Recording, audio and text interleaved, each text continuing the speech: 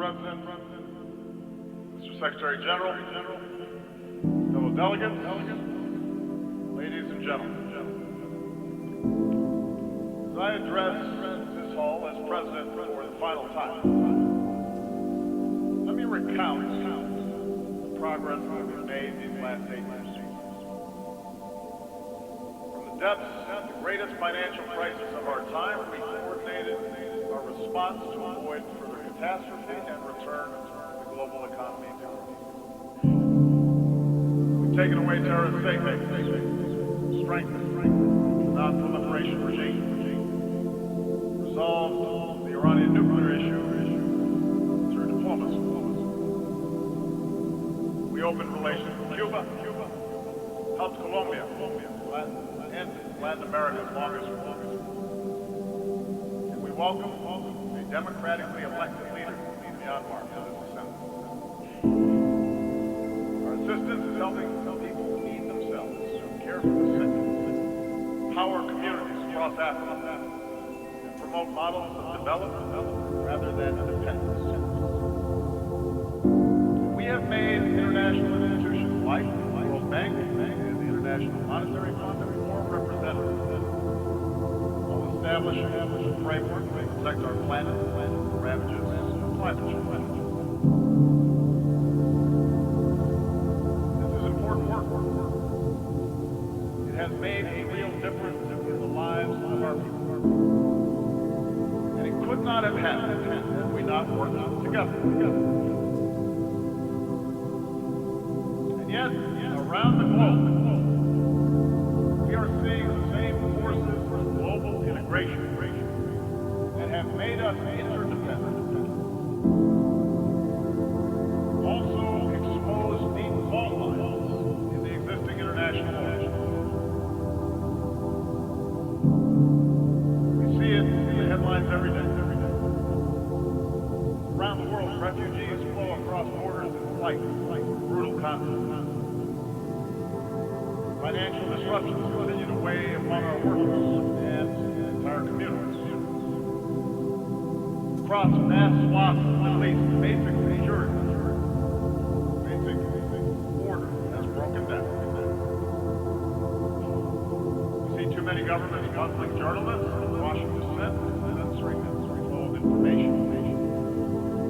Terrorist networks and social media that prey upon the minds of our youth, endangering open societies, spurring anger against innocent immigrants, Muslims.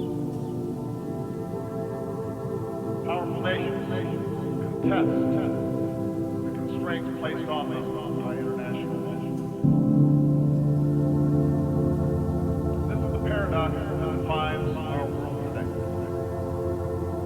A quarter century after the end of the Cold War, the world is by many measures less violent and more prosperous than ever before.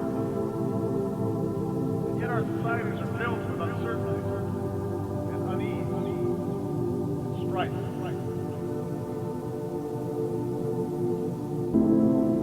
Despite enormous progress, people lose trust in institutions. Governing becomes more difficult. Tensions between nations become more quick to surface. And so I believe that at this moment, we all face a choice. We can choose to press forward with a better model of cooperation and integration, or we can retreat into a world sharply divided and ultimately in conflict. Age-old lines of nation, tribe, race, religion. I want to suggest to you today that we must go forward and not back. I believe that as imperfect as they are, the principles of open markets and accountable governance, democracy, and human rights, like international law, that we have forged remain the firmest foundation for human progress in this century. I make this argument not based on theory or ideology, but on facts. Facts that all too often we forget. forget the immediacy of current events. Here's the most important thing. The integration of our global economy has made life better for billions of men, women, and children. Over the last 25 years, the number of people living in extreme poverty has been cut from nearly 40% of humanity to under 10%. That's unprecedented. And it's not an abstraction. It means children have enough to eat. Mothers don't die in childbirth. Meanwhile, cracking the genetic code promises to cure diseases that have plagued us for centuries. The internet can deliver the entirety of human knowledge to a young girl in a remote village on a single handheld device. Medicine, manufacturing, education, and communication, we're experiencing a transformation of how human beings live on a scale that results in revolutions in agriculture and industry. And as a result, a person born today is more likely to be healthy, to live longer, and to have access to opportunities than at any time in human history. Moreover, the collapse of colonialism and communism has allowed more people than ever before to live with the freedom to choose their leaders. Despite the real and troubling areas where freedom appears to retreat, the fact remains that the number of democracies around the world have nearly doubled in the last 25 years. In remote corners of the world, citizens are demanding respect for the dignity of all people, no matter their gender, race, religion, or disability, or sexual orientation, and those who deny others dignity are subject to public reproach. An explosion of social media has given ordinary people ways to express themselves. It has raised expectations for those of us in power. Indeed, our international order has been so successful that we take it as a given that great powers no longer fight for things. At the end of the Cold War lifted the shadow of nuclear Armageddon. That the battlefields of Europe have been replaced by peaceful youth. And China and India remain on a path of remarkable progress. I say all this not to whitewash the challenges we face, or to suggest complacency. Rather, I believe that we need to acknowledge these achievements in order to summon the confidence to carry this progress forward, and to make sure that we do not abandon those very things that have delivered this progress. In order to move forward, though, we do have to acknowledge that the existing path to global integration requires a course correction. Because too often those trumpeting the benefits of globalization have ignored inequality within and among nations,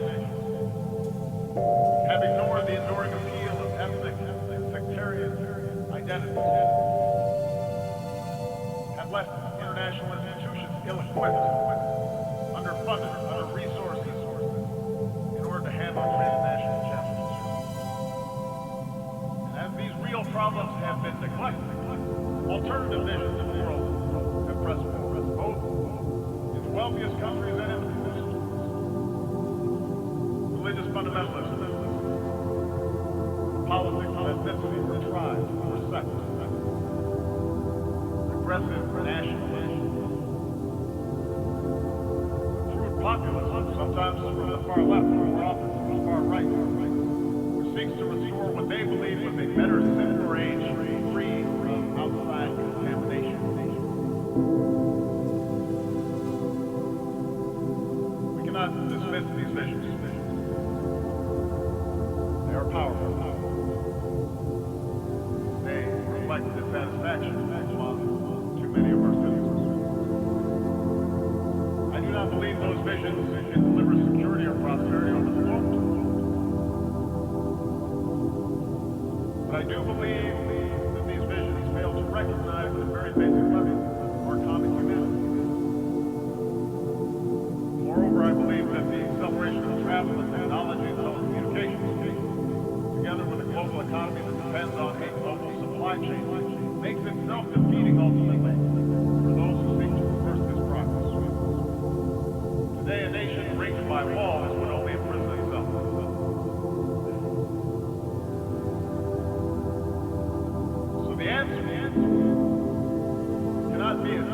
protection of global integration. Instead, we must work together to make sure the benefits of such integration are broadly shared. That the disruptions, economic, political, and cultural, that are caused by integration are squarely adverse. This is not the place for a detailed policy blueprint, but let me offer a broad strokes of those areas where I believe we must do better together. It starts with making the global economy work better for all people, not just for those at the top.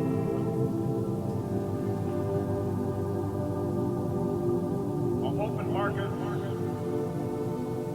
capital, have raised standards of living around the globe. Globalization, combined with rapid progress in technology, has also weakened the position of workers in their ability to secure a decent wage. In advanced economies like my own, unions have been undermined. Many manufacturing jobs have disappeared. Often, those who benefit most from globalization, they have used their political power to further undermine the position of workers. In developing countries, labor organizations have often been suppressed. The growth of the middle class has been held back by corruption and underinvestment. Mercantilist policies pursued by governments and export-driven models threaten to undermine the consensus that underpins global trade. Meanwhile, global capital is too often unaccountable. Nearly $8 trillion stashed away in tax havens. The shadow banking system that grows beyond the reach of effective oversight. A world in which 1% of humanity controls as much wealth as the other 99% will never be safe. I understand that the gaps between rich and poor are not new, but just as the child in the slum today can see the skyscraper nearby, technology now allows any person with a smartphone to see how the most privileged among us live, and the contrast between their own lives and others. Expectations rise faster than government can deliver, and a pervasive sense of injustice undermines people's faith in the system. How do we fix this imbalance? We cannot unwind integration any more than we can stuff technology back into a box. Nor can we look to the failed models of the past. If we start resorting to trade wars, market-distorting subsidies, neighbor-thy-neighbor policies, with over-reliance on natural resources instead of innovation, these approaches will make us big collectively, and they are more likely to make the county. The stark contrast between, say, the success of the Republic of Korea, the wastelands of North Korea, shows that central plan controls the economy is a dead end. But I do believe there's another path, one that fuels growth and innovation and offers the clearest route to individual opportunity and national success. It does not require succumbing to a soulless capitalism that benefits only the few, but rather recognizes that economies are more successful when we close the gap between rich and poor, and growth is broadly based. And that means respecting the rights of workers so they can organize into independent unions and earn a living wage. It means investing in our people, their skills, their education, their capacity to take an idea and turn it into a business. It means strengthening the safety net that protects our people from hardship. It allows them to take more risks, to look for a new job or start a new venture. Policies that I've pursued here in the United States, and with clear results. American businesses have created now 15 million new jobs. After the recession, the top 1% of Americans were capturing more than 90% of income growth, but today that's down to about half. Last year, poverty in this country fell at the fastest rate in nearly 50 years. And with further investment in infrastructure, early childhood education, and basic research, I'm confident that such progress will continue. So just as I pursue these measures here at home, so has the United States worked with many nations to curb the excesses of capitalism, not to punish wealth, but to prevent repeated crises that can destroy us. That's why we work with other nations to create higher and higher standards for banking and taxation. Because a society that asks less oligarchs than ordinary citizens will rot from within. That's why we push for transparency and cooperation in rooting out corruption, and tracking illicit dollars.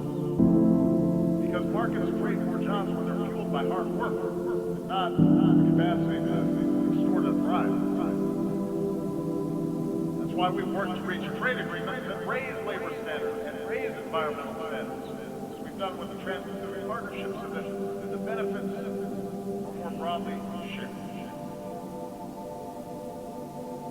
And just as we benefit by combating inequality within our countries, I believe advanced economies still need to do more to close the gap between rich and poor nations around the globe. This is difficult politically. It's difficult to spend on foreign assistance. But I do not believe this is charity.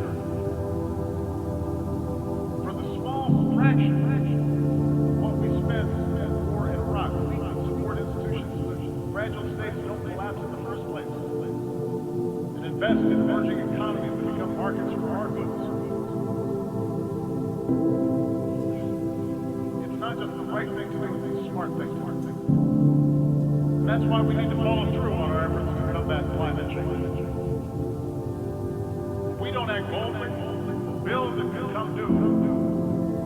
We mass migration, cities submerged, nations displaced, and supplies decimated, and conflicts born of despair. The Paris Agreement gives us a framework to act, but only if we scale up our ambition, and there must be a sense of urgency about bringing the agreement into force and helping poorer countries leapfrog disruptive forms of energy. So for the wealthiest countries, the Green Climate Fund should only be the beginning. We need to invest in research and provide market incentives to develop new technologies and then make these technologies accessible and affordable for poorer countries. And only then can we continue lifting all people up from poverty without condemning their children to a planet beyond their capacity to repair. So, we need new models for the global marketplace, models that are inclusive and sustainable. And in the same way, we need models of governance that are inclusive and accountable to ordinary people. I recognize not every country in this hall is going to follow the same model of government. I do not think that America can or should impose our system of government on other countries. But there appears to be a growing contest between authoritarianism and liberalism right now. And I want everybody to understand, I am not neutral in that context. I believe in a liberal political order. An order built not just through election and representative government, but also through respect for human rights, and civil society, an independent judiciary, and the rule of law. I know that some countries which now recognize the power of free markets still reject the model of free society. And perhaps those of us who have been promoting democracy feel somewhat discouraged at the end of the Cold War, because we've learned that liberal democracy is not just wash across the globe in a single wave. It turns out building accountable institutions is hard work. Of generation. The gains are often fragile. Sometimes we take one step forward and then two steps back. In countries held together by borders drawn by colonial powers, ethnic enclaves and tribal divisions, Election sometimes appears to be a zero-sum game.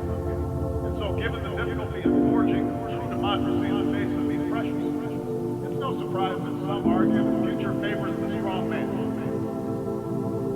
the top-down model, rather than strong democratic institutions.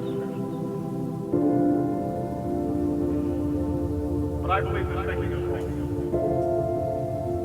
I believe the road of true democracy remains the better path. I believe that in the 21st century, economies can only grow to a certain point until they need to open up, because entrepreneurs need to access information in order to invent. Young people need a global education in order to thrive. Independent media needs to check the abuses of power. Without this evolution, ultimately expectations of people will not be met. Suppression and stagnation will set in. And history shows that strong men are then left with two paths. Permanent crackdown, or smart strife at home, or scapegoating enemies abroad, which can lead to relief. Now, I will admit, my belief that government serve the individual and not the other way around is shaped by America's spirit. Our nation began with the promise of freedom, applied only to the few, but because of our democratic constitution, because of our Bill of Rights, because of our ideals, ordinary people were able to organize and march and protest, and ultimately, those ideals won out. Open doors for women, minorities, and workers in ways that made our economy more productive and turned our diversity into a strength. They gave innovators a chance to transform every area of human endeavor. They made it possible for someone like me to be elected President of the United States. So yes, my views are shaped by the specific experiences of America, but I do not think this story is unique to America. Look at the transformation that's taking place in countries as different as Japan and Chile, Indonesia, Botswana. The countries that have succeeded are ones in which people feel they have to stay. In Europe, the progress of those countries in the former Soviet bloc that embraced democracy stand in clear contrast to those that did not. After all, the people of Ukraine did not take to the streets because of some plot influence from abroad. They took to the streets because their leadership was for sale, and they had no recourse. They demanded change because they saw life get better for people in the Baltics and in Poland, societies that were more liberal and democratic and open than their own.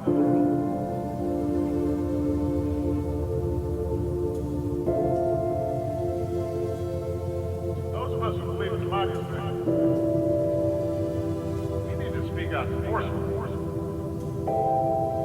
Because both the facts and history, I believe, are on our side.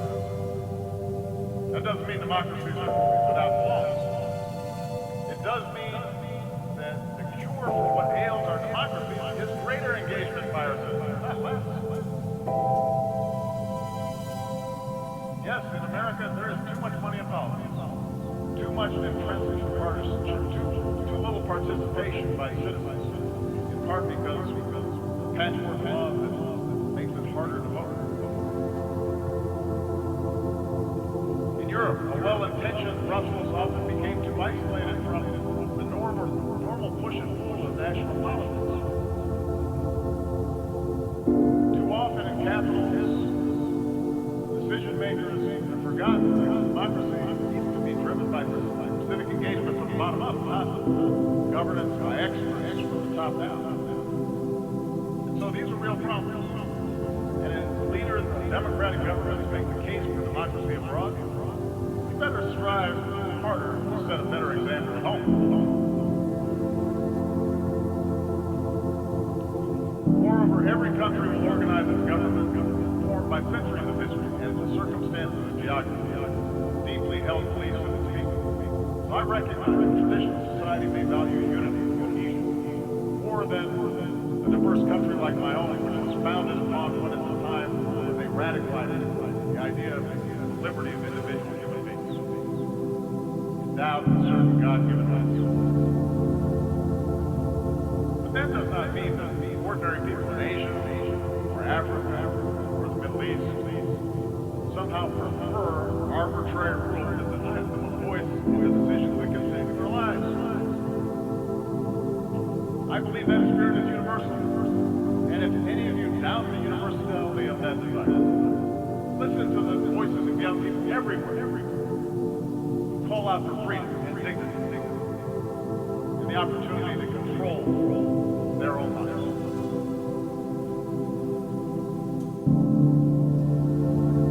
This leads me to the third thing we need to do. We must reject any forms of fundamentalism, racism,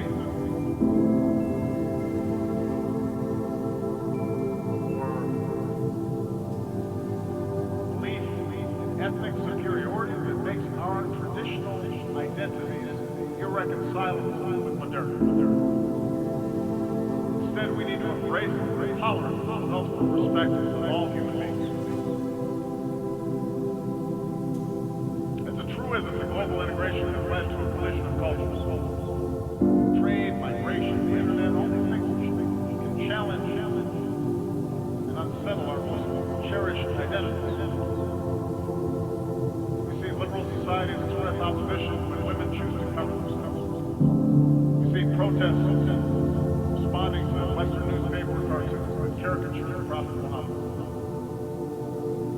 In a world that left the age of empire behind, we see Russia attempting to recover lost glory through force.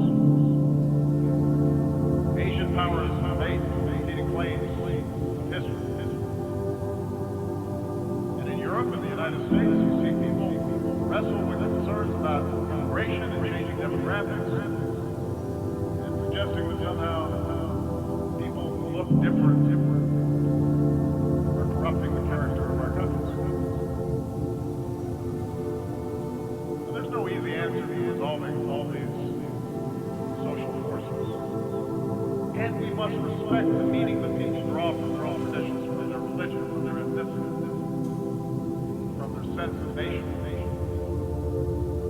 But I do not believe progress is possible if our desire to preserve our identity gives way to an impulse to dehumanize or dominate another. If our religion leads us to persecute those of another faith, if we jail and beat people who are gay, if our traditions lead us to prevent girls from going to school, if we discriminate on the basis of race or tribe or ethnicity, then the fragile bonds of civilization will break. The world is too small. We are too packed together for us to be able to resort to those old ways of thinking. We see this mindset in too many parts of the Middle East. There, so much of the collapse of order has been fueled because leaders sought legitimacy not because of policies or programs, by resorting to persecuting political opposition or demonizing other religious sects, by narrowing the public space to the mosque, where in too many places perversions are a great thing to tolerate. And these forces built up for years. They're now at work helping to fuel both serious tragic civil war and the mindless medieval menace of ISIS. The mindset of sectarianism and extremism and bloodletting and retribution that has been taking place will not be quickly reversed. And if we are honest, we understand that no external power is going to be able to force different religious communities or ethnic communities to I do believe we have to be honest about the nature of these conflicts. Our international community must continue to work with those who seek to build rather than to destroy. And there is a military component to that. It means being united and relentless in destroying networks like ISIL, which show no respect for human life. But it also means that in a place like Syria, where there is no ultimate military victory to be won, we're going to have to pursue the hard work of diplomacy that aims to stop the violence, deliver aid to those in need, and support those who pursue a political settlement and can see those who are not like themselves as worthy of dignity and respect. Across the region's conflicts, we have to insist that all parties recognize a common humanity, and that nations end proxy wars that fuel disorder.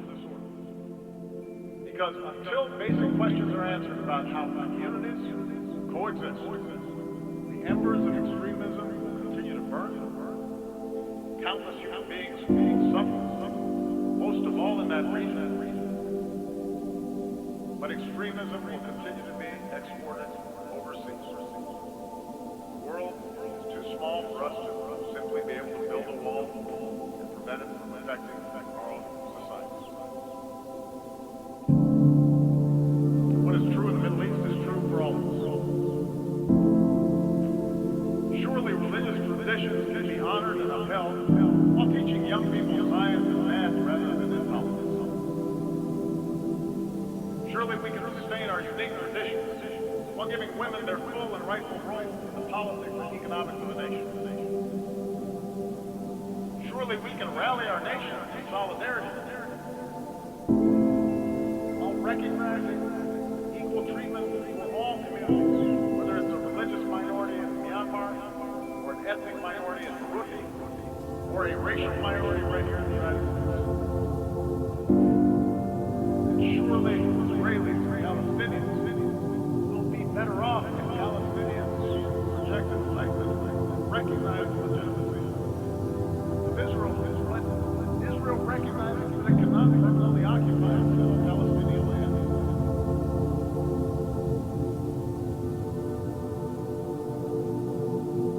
We all have to do better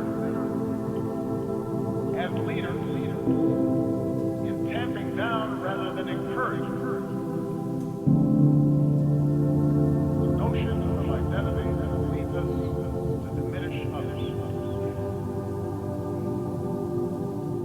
This leads me to the fourth and final thing we need to do, and that is sustain our commitment to international cooperation rooted in the rights and responsibilities of nations. As President of the United States, I know that for most of human history, power has not been unipolar. The end of the Cold War may have led too many to forget this truth. I've noticed this presence at a time when both American adversaries and some of our allies believe that all problems were either caused by Washington or could be solved by Washington. And perhaps too many in Washington believe that as well.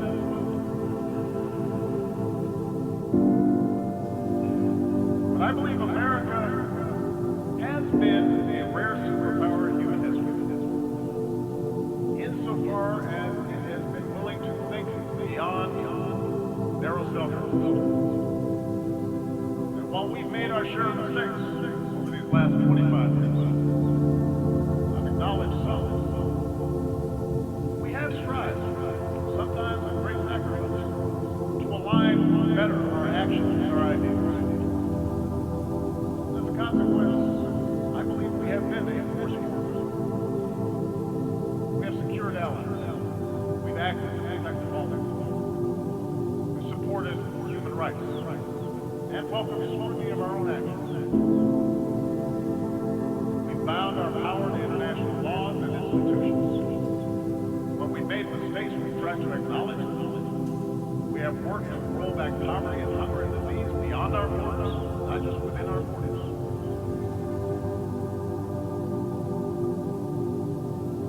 I'm proud of this. But I also know that we can't do this alone.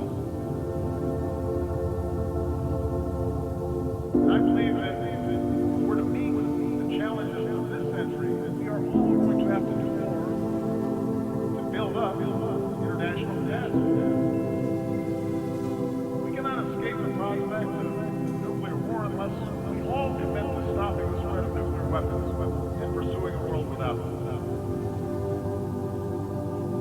When Iran agrees to accept constraints on its nuclear program, that enhances global security and enhances Iran's ability to work with other nations. On the other hand, when North Korea tests a bomb, that endangers all of us. And any country that breaks this basic bargain must face consequences. And those nations with these weapons, like the United States, have a unique responsibility to pursue the path of reducing our stockpiles and reaffirming basic norms like the commitment to never test them. We can't combat diseases like Zika that recognizes no borders. Mosquitoes don't respect walls. Unless we make permanent the same urgency that we brought to bear against Ebola. By strengthening our own systems of public health, by investing in cures and rolling back the causes of disease, and helping poorer countries develop the public health infrastructure. We can only eliminate extreme poverty if the sustainable development goals that we have set are more than words on paper. Human ingenuity now gives us the capacity to feed the hungry and give all of our children, including our girls, the education that is the foundation for opportunity in our world. We have to put our money where our mouths are. And we can only realize the promise of this institution's founding to replace the ravages of war with cooperation if powerful nations, like my own, accept constraints. Sometimes I'm criticized in my own country for professing a belief in international norms and multilateral institutions, but I am convinced that in the long run, giving up some freedom of action, not giving up our ability to protect ourselves or pursue our core interests, but binding ourselves to international rules over the long term enhances our security. I think that's not just true for us. Russia continues to interfere in the affairs of its neighbors. It may be popular at home, it may fuel nationalist fervor for a time, but over time it's also going to diminish its stature and make its borders less secure. In the South China Sea, a peaceful resolution of disputes offered by law will mean far greater stability than the militarization of a few rocks and ice. We are all stakeholders in this international system, and it calls upon all of us to invest in the success of institutions to which we belong. And the good news is that many nations have shown what kind of progress is possible when we make those commitments. Consider what we've accomplished here over the past few years. Together we mobilized some 50,000 international troops for UN peacekeeping, making them nimble, better equipped, better prepared to deal with emergencies. Together we established open government partnerships so that increasingly transparency empowers more and more people around the world. And together, now, we have to open our hearts and do more to help refugees who are desperate for hope.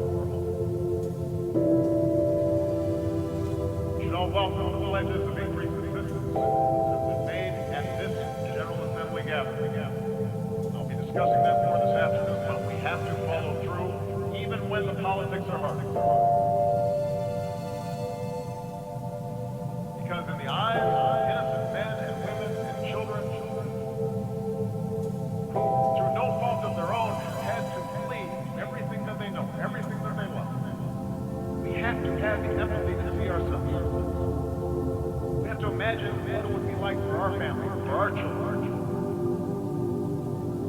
If the unspeakable happened to us. And we should all understand that ultimately our world will be more secure. We are prepared to help those in need and the nations who are carrying the largest burden with respect to accommodating these refugees. There are a lot of nations them that are doing the right thing. But many nations, particularly those blessed with wealth, the benefits of geography, we can do more to offer a hand. Even if they also insist that refugees who come to our countries have to do more to adopt customs and conventions of the communities that are now providing them a living.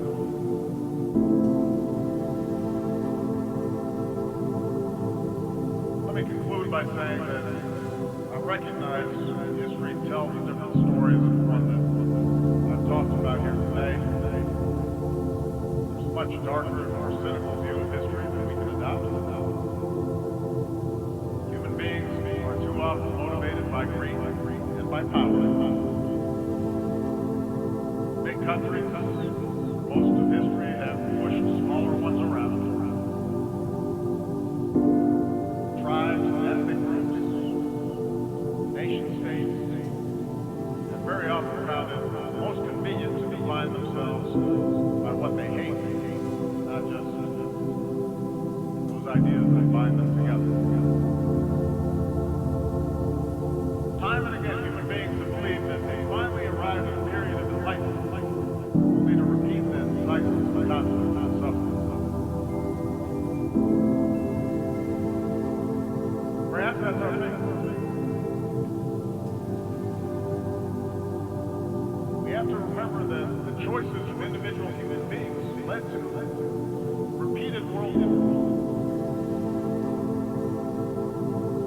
But we also have to remember that the choices of individual human beings created a United Nations so that a war like that never happened again.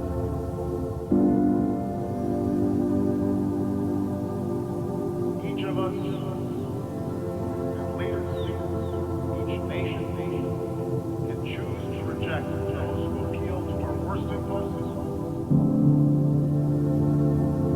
and embrace those who appeal to our best. We have shown that we can choose a better history.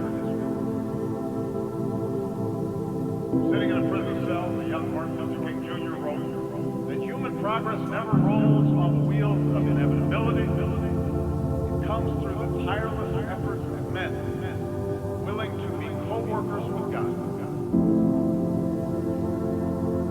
During the course of these 8 years, I've traveled to many of your nations. I have seen that spirit in our young people, who are more educated and more tolerant and more inclusive and more diverse and more creative than our generation, who are more empathetic and compassionate towards their fellow human beings than previous generations. And yes, some of that comes with the idealism of youth, but it also comes with young people back with information about other people, places, an understanding unique in human history that their future is bound with the faith of other human beings on the other side of the world. I think of the thousands of healthcare workers from around the world who volunteered to fight Ebola. I remember the young entrepreneurs I met who are now starting new businesses in Cuba. The parliamentarians who used to be just a few years ago political prisoners in Myanmar. I think of the girls who have braved taunts or violence just to go to school in Afghanistan. And the university students who started programs online to reject the extremist organizations like ISIL. I draw strength on the young Americans, entrepreneurs, activists, soldiers, new citizens. We're remaking our nation. Once again. We're unconstrained by old habits and old conventions, unencumbered by what is, but are instead ready to seize what ought to be.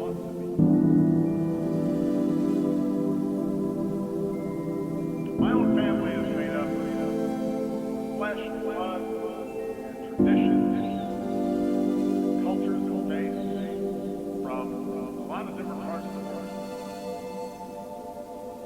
just as America has been built by immigrants from every shore. And in my own life, in this country, and as president, I have learned that our identities do not have to be defined by putting someone else down, but can be enhanced by lifting somebody else up. They don't have to be defined in opposition to others, but rather by a belief in liberty and equality and justice, fairness. And the embrace of these principles as universal doesn't weaken my particular pride, my particular love for America. It strengthens it. My belief that these ideals apply everywhere doesn't lessen my commitment to help those who look like me or pray as I do or pledge allegiance to my flag. But my faith in those principles does force me to expand my moral imagination and to recognize that I can best serve my own people. I can best look after my own daughters by making sure that my actions seek what is right for all people and all children, your daughters and your sons. This is what I believe, that all of us can be co-workers with God. And our leadership, our governments, and this United Nations should reflect this irreducible truth. Mr. President, Mr. Secretary General, fellow delegates, ladies and gentlemen, as I address this hall as President for the final time, let me recount the progress that we've made these last 8 years. From the depths of the greatest financial crisis of our time, we coordinated our response to avoid further catastrophe and return the global economy to growth. We've taken away terrorist safe havens, strengthened the non-proliferation regime, resolved the Iranian nuclear issue through diplomacy. We opened relations with Cuba, helped Colombia, and Latin America's longest war. And we welcomed a democratically elected leader beyond our assembly.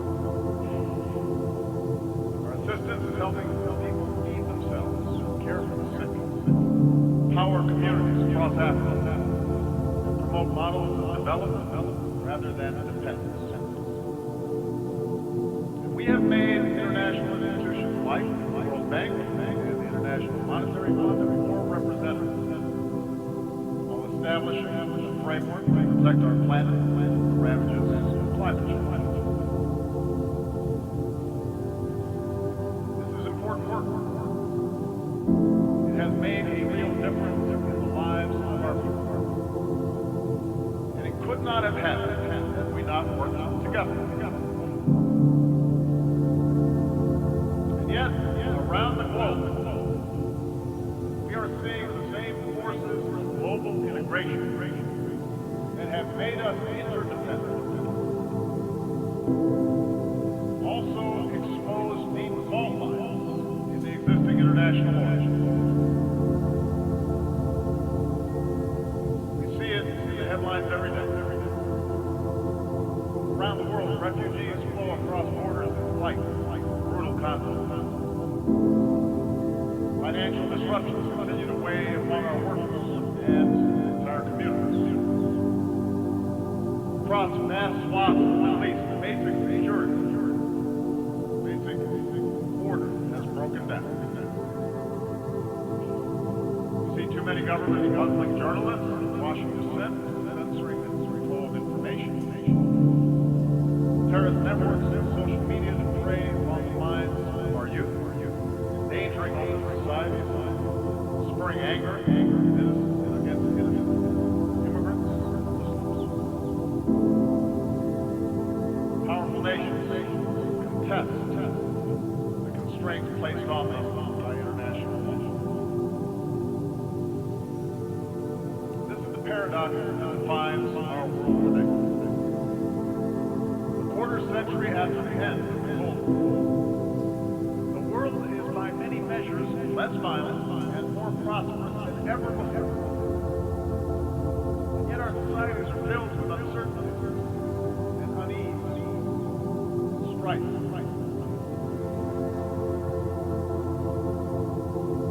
Despite enormous progress, as people lose trust in institutions, governing becomes more difficult. And tensions between nations become more quick to surface.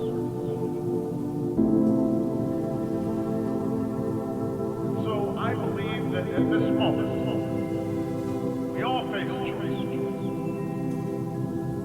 We can choose to press forward with a better model of cooperation and integration, or we can retreat into a world sharply divided and ultimately in conflict along age-old lines of nation, tribe, race, religion.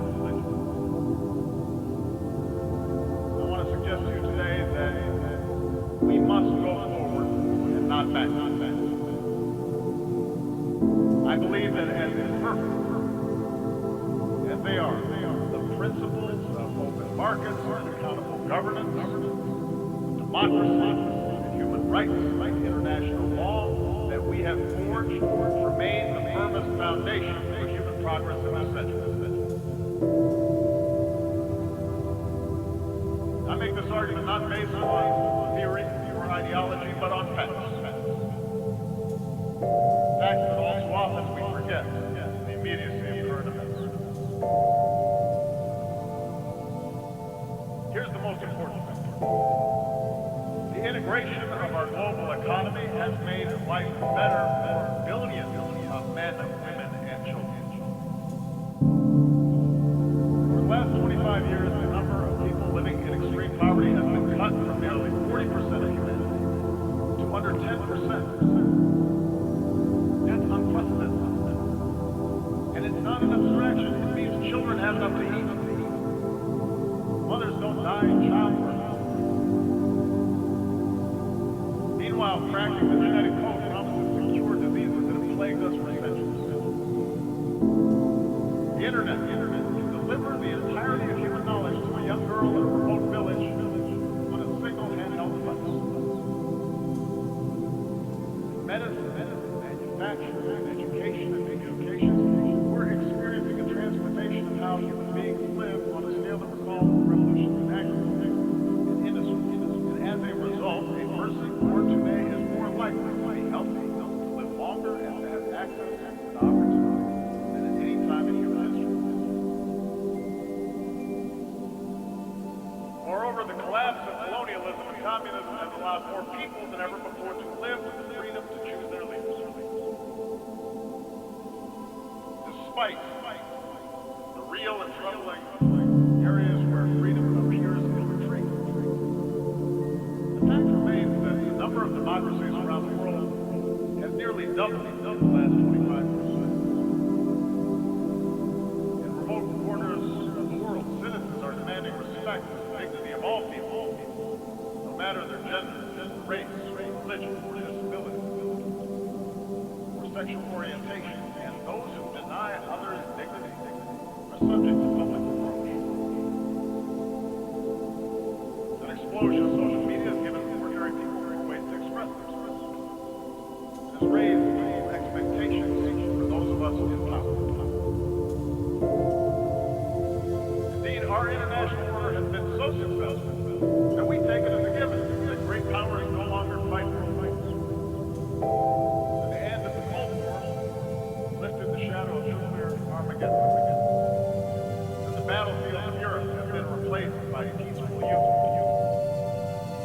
And China and India remain on a path of remarkable progress. I say all this not to whitewash the challenges we face or to suggest complacency. Rather, I believe that we need to acknowledge these achievements in order to summon the confidence to carry this progress forward. To make sure that we do not abandon those very things that have delivered this progress. In order to move forward, though, we do have to acknowledge that the existing path to global integration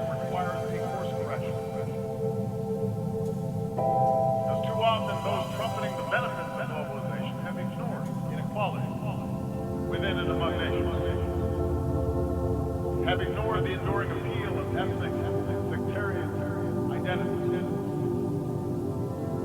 have left international institutions ill-equipped, underfunded, under-resourced in order to handle transnational challenges.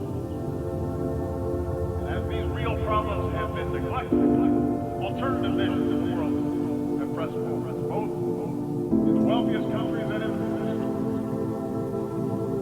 Religious fundamentalism, politics of ethnicity or tribe or sect, progressive nationalism, crude populism, sometimes from the far left, or more often from the far right, seeks to restore what they believe is a better simpler age, free from outside contamination. We cannot dismiss these visions. They are powerful. They reflect dissatisfaction among too many of our citizens. I do not believe those visions can deliver security or prosperity over the long term. But I do believe that these visions fail to recognize the very basic level our common humanity. Moreover, I believe that the acceleration of travel and technology and telecommunications, together with a global economy that depends on a global supply chain, makes it self-defeating ultimately for those who seek to reverse this progress. Today, a nation ringed by walls would only imprison itself.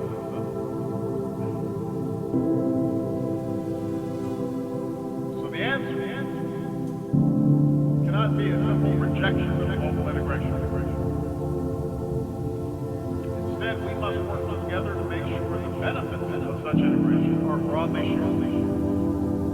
That the disruptions, economic, political, and cultural, that are caused by integration are squarely addressed. This is not the place for a detailed policy blueprint, but let me offer a broad strokes of those areas where I believe we must do better together. It starts with making the global economy work better for all people, not just for those at the top.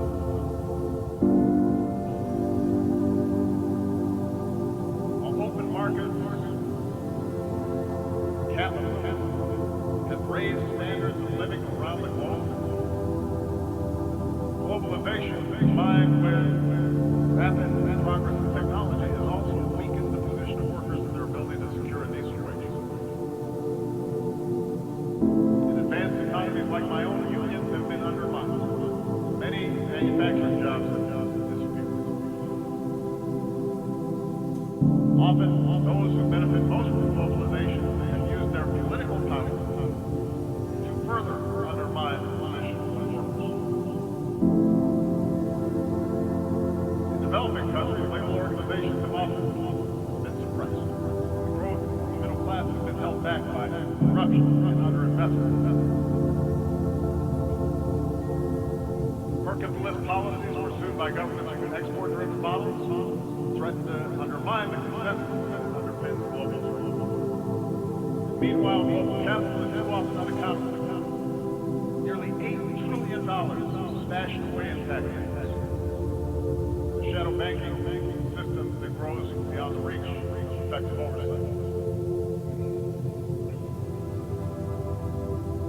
A world in which 1% of humanity controls as much wealth as the other 99% will never be safe. I understand that the gaps between rich and poor are not new, but just as the child in the slum today can see the skyscraper nearby, technology now allows any person with a smartphone to see how the most privileged among us live, and the contrast between their own lives and others. Expectations rise faster than government can deliver, and a pervasive sense of injustice undermines people's faith in the system. How do we fix this imbalance? We cannot unwind integration any more than we can stuff technology back into a box. Nor can we look to the failed models of the past.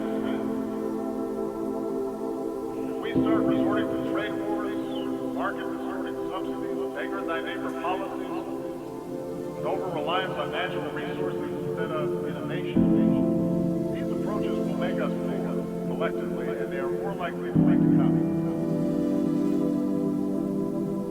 The stark contrast between, say, the success of the Republic of Korea and the wastelands of North Korea shows that central planned control of the economy is a dead end. But I do believe there's another path, one that fuels growth and innovation and offers the clearest route to individual opportunity and national success. It does not require succumbing to a soulless capitalism that benefits only the few, but rather recognizes that economies are more successful when we close the gap between rich and poor, and growth is broadly based. And that means respecting the rights of workers so they can organize into independent unions and earn a living wage. It means investing in our people, their skills, their education, their capacity to take an idea and turn it into a business. It means strengthening the safety net that protects our people from hardship and allows them to take more risks, to look for a new job or start a new venture. These are the policies that I've pursued here in the United States, and with clear results. American businesses have created now 15 million new jobs. After the recession, the top 1% of Americans were capturing more than 90% of income growth, but today that's down to about half. Last year, poverty in this country fell at the fastest rate in nearly 50 years. And with further investment in infrastructure, early childhood education, and basic research, I'm confident that such progress will be made. So just as I pursue these measures here at home, so has the United States worked with many nations to curb the excesses of capitalism, not to punish wealth, but to prevent repeated crises that can destroy it. That's why we've worked with other nations to create higher and clearer standards for banking and taxation. Because a society that has less oligarchs than ordinary citizens will rot from within. That's why we push for transparency, cooperation, and rooting out corruption, and tracking illicit dollars. Because markets create more jobs when they're fueled by hard work, and not advancing extorted bribes. That's why we work to reach trade agreements that raise labor standards and raise environmental standards, as we've done with the Trans-Pacific Partnership Division, and the benefits are more broadly shared. And just as we benefit by combating inequality within our own countries, I believe advanced economies still need to do more to close the gap between rich and poor nations around the globe. This is difficult politically. It's difficult to spend on foreign assistance. But I do not believe this is charity. For the small fraction of what we spend for in Iraq, we could support institutions so that fragile states don't collapse in the first place, and invest in emerging economies that become markets for our goods. It's not just the right thing to do, it's a smart thing to do.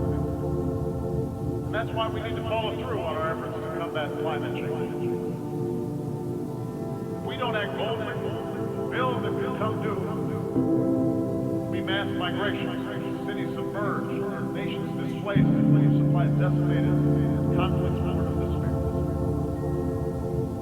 The Paris Agreement gives us a framework to act, but only if we scale up our ambition, and it must be a sense of urgency about bringing the agreement into force and helping poorer countries leapfrog disruptive forms of energy.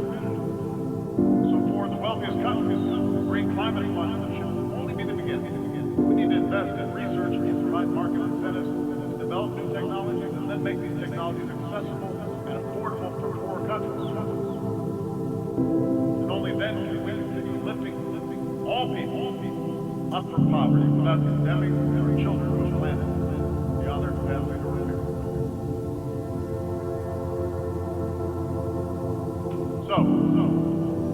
models for the global marketplace, models that are inclusive and sustainable. And in the same way, we need models of governance that are inclusive and accountable to ordinary people. I recognize not every country in this hall is going to follow the same model of governance. I do not think that America can or should impose our system of government on other countries. But there appears to be a growing contest between authoritarianism and liberalism right now. And I want everybody to understand, I am not neutral in that context. I believe in a liberal political order. An order built not just through election and representative government, but also through respect for human rights, and civil society, an independent judiciary, the rule of law. I know that some countries which now recognize the power of free markets still reject the model of free society. And perhaps those of us who have been promoting democracy feel somewhat discouraged at the end of the Cold War, because we've learned that liberal democracy will not just wash across the globe in a single wave. It turns out building accountable institutions is hard work, the work of generations. The gains are often fragile. Sometimes we take one step forward and then two steps back. Countries held together by borders drawn by colonial powers, ethnic enclaves and tribal divisions, politics, elections sometimes appear to be a zero-sum game. And so given the difficulty of forging true democracy in the face of these pressures, it's no surprise that some argue the future favors the strong man, the top-down model, rather than strong democratic institutions. But I believe this thinking is wrong.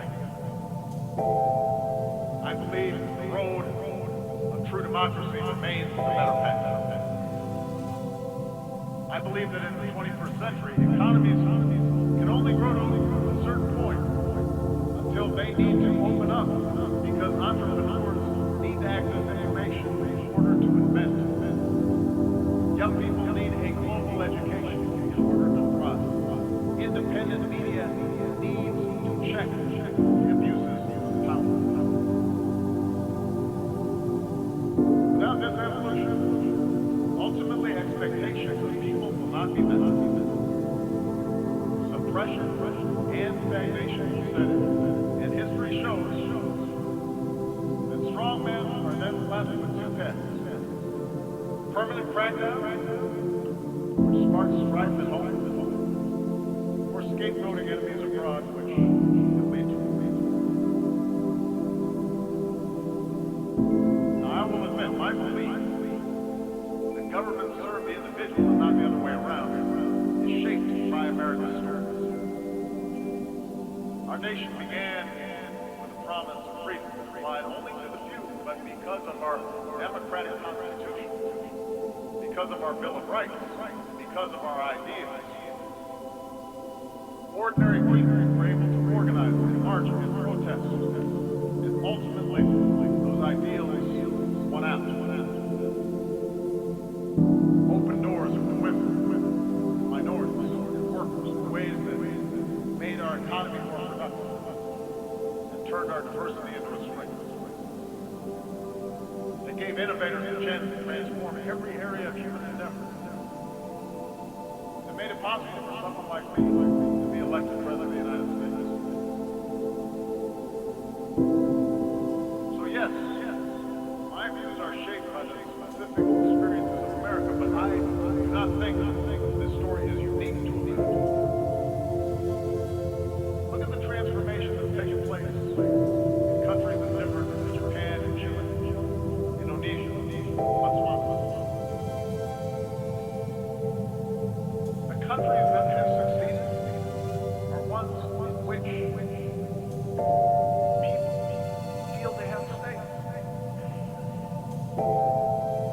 In Europe, the progress of those countries in the former Soviet bloc that embraced democracy stand in clear contrast to those that did not. After all, the people of Ukraine did not take to the streets because of some plot influence from abroad. They took to the streets because their leadership was for sale. They had no recourse. They demanded change because they saw life get better for people in the Baltics and in Poland, societies that were more liberal and democratic and open than their own.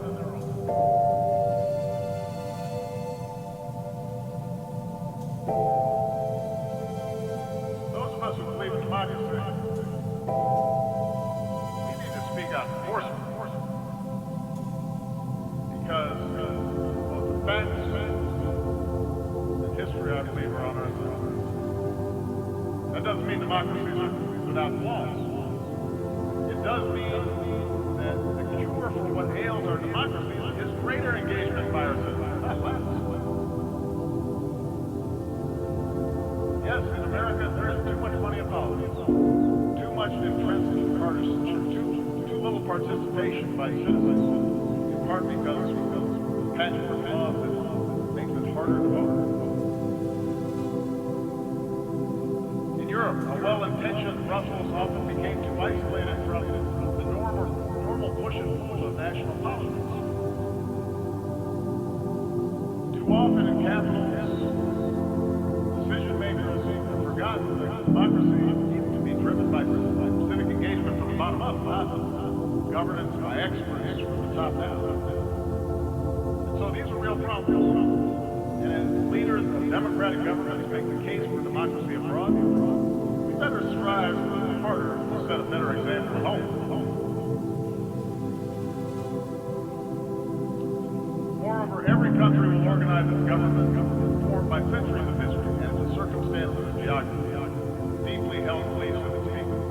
So I recognize that traditional society may value unity and cohesion more than a diverse country like my own, which was founded upon what at the time they radicalized the idea of the liberty of individual human beings, endowed with certain God-given rights.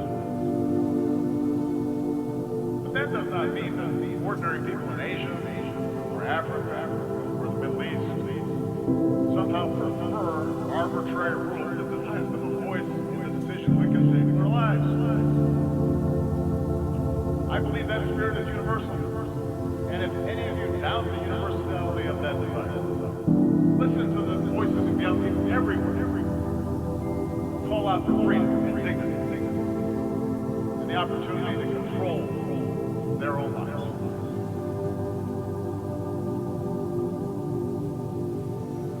This leads me to the third thing we need to do. We must reject any forms of fundamentalism, racism,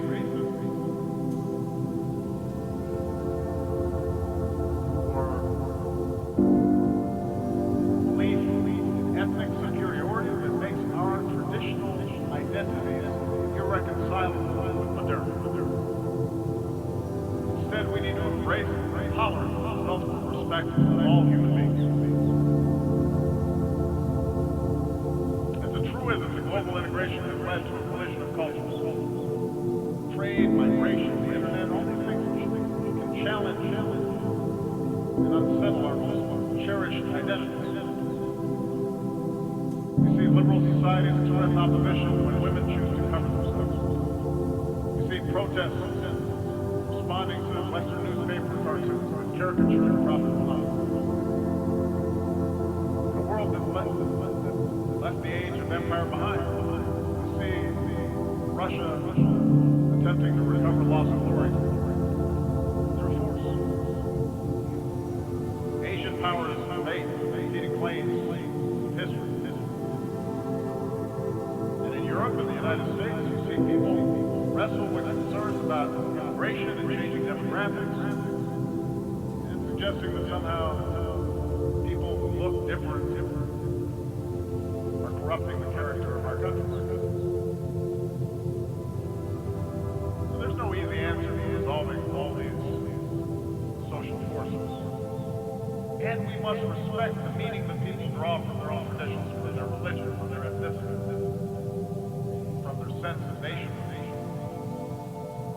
But I do not believe progress is possible if our desire to preserve our identity gives way to an impulse to dehumanize or dominate another. If our religion leads us to persecute those of another faith, we jail gay people who are gay. If our traditions lead us to prevent girls from going to school, if we discriminate on the basis of race or tribe or ethnicity, then the fragile bonds of civilization will break. The world is too small. We are too packed together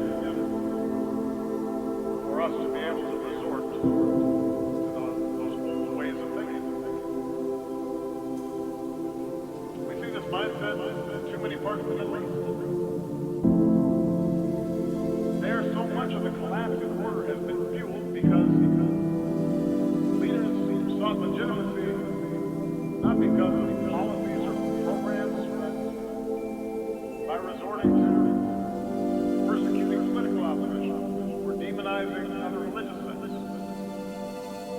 by narrowing the public space to the mosque where in too many places perversions of great faith were tolerated. And these forces built up for years. They're now at work helping to fuel both serious tragic civil war and the mindless medieval medicine of ISIS.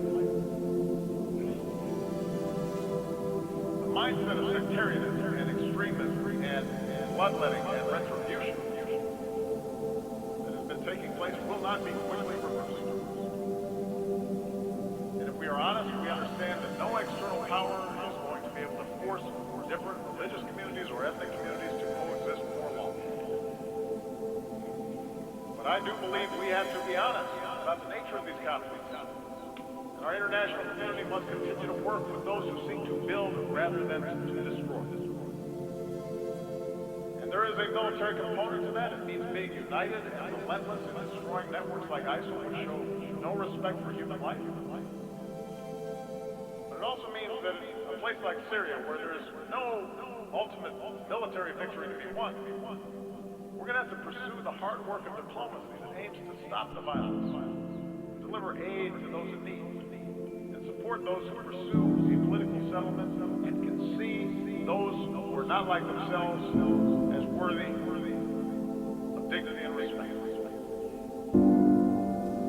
Across the region's conflicts, we have to insist that all parties recognize a common humanity and that nations end proxy wars that fuel disorder. Because until basic questions are answered about how communities coexist, the embers of extremism will continue to burn. Countless human beings will suffer, most of all in that region. But extremism will continue to be exported overseas. The world is too small for us to simply be able to build a wall and prevent it from affecting our own societies. What is true in the Middle East is true for all of us. Surely religious traditions can be honored and upheld while teaching young people science and math rather than intolerance. Surely we can sustain our unique traditions while giving women their full and rightful rights in the politics and economics of the nation. Surely we can rally our nation to solidarity while recognizing equal treatment for all communities, whether it's a religious minority in Myanmar, or an ethnic minority in Burundi, or a racial minority right here in the United States. And surely Israelis and Palestinians will be better off if Palestinians reject and recognize the legitimacy of Israel. But Israel recognizes that it cannot permanently occupy Palestinian land.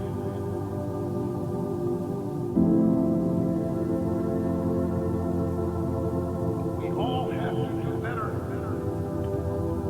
as leaders in tamping down rather than encouraging the notion of identity that leads us to diminish others. This leads me to the fourth and final thing we need to do, and that is sustain our commitment to international cooperation rooted in the rights and responsibilities President of the United States, I know that for most of human history, power has not been uniform polar. The end of the Cold War may have led too many to forget this truth.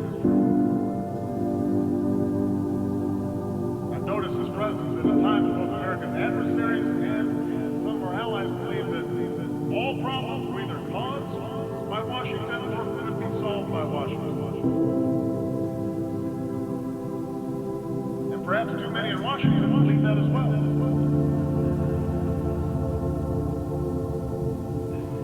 But I believe America has been a rare superpower in human history, insofar as it has been willing to think beyond narrow self-interest. And while we've made our share of mistakes over these last 25 years, I've acknowledged some. We have strived, sometimes with great sacrifice, to align better our actions and our ideas. As a consequence, I believe we have been a force for us. We have secured allies. We've acted to protect the vulnerable. We've supported human rights and welcomed scrutiny of our own actions. We've bound our power to international laws and institutions. When we made mistakes, we've tried to acknowledge them. We have worked to roll back poverty and hunger and disease beyond our borders, not just within our borders.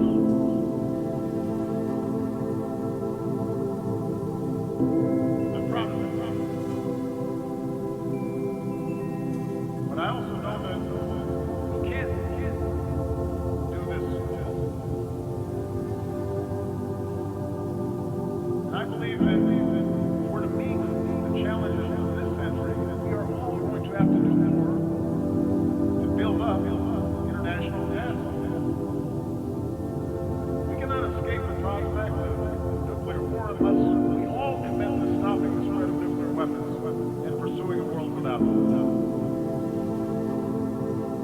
When Iran agrees to accept constraints on its nuclear program, that enhances global security and enhances Iran's ability to work with other nations. On the other hand, when North Korea tests a bomb, that endangers all of us. And any country that breaks this basic bargain must face consequences. And those nations with these weapons, like the United States, have a unique responsibility to pursue the path of reducing our stockpiles and reaffirming basic norms like the commitment to never test them again. We can't combat a disease like Zika that recognizes no borders. Mosquitoes don't respect walls. Unless we make permanent the same urgency that we brought to bear against Ebola. By strengthening our own systems of public health. By investing in cures and rolling back the cost of the disease. And helping poorer countries develop a public health infrastructure. We can only eliminate extreme poverty if the sustainable development goals that we have set are more than words on paper. Human ingenuity now gives us the capacity to feed the hungry and give all of our children, including our girls, the education that is the foundation for opportunity in our world. But we have to put our money where our mouths are. We can only realize the promise of this institution's founders to replace the ravages of war with cooperation if powerful nations, like my own, accept constraints.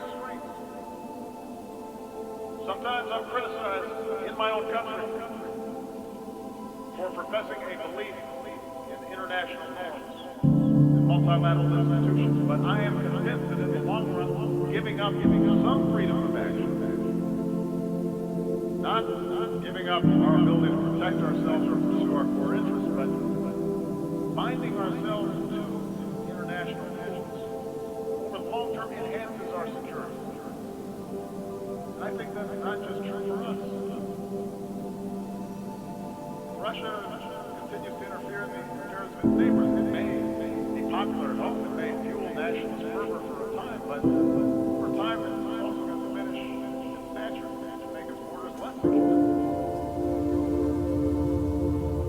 South China Sea, a peaceful resolution of disputes offered by law. We mean far greater stability than the militarization of a few rocks and ice.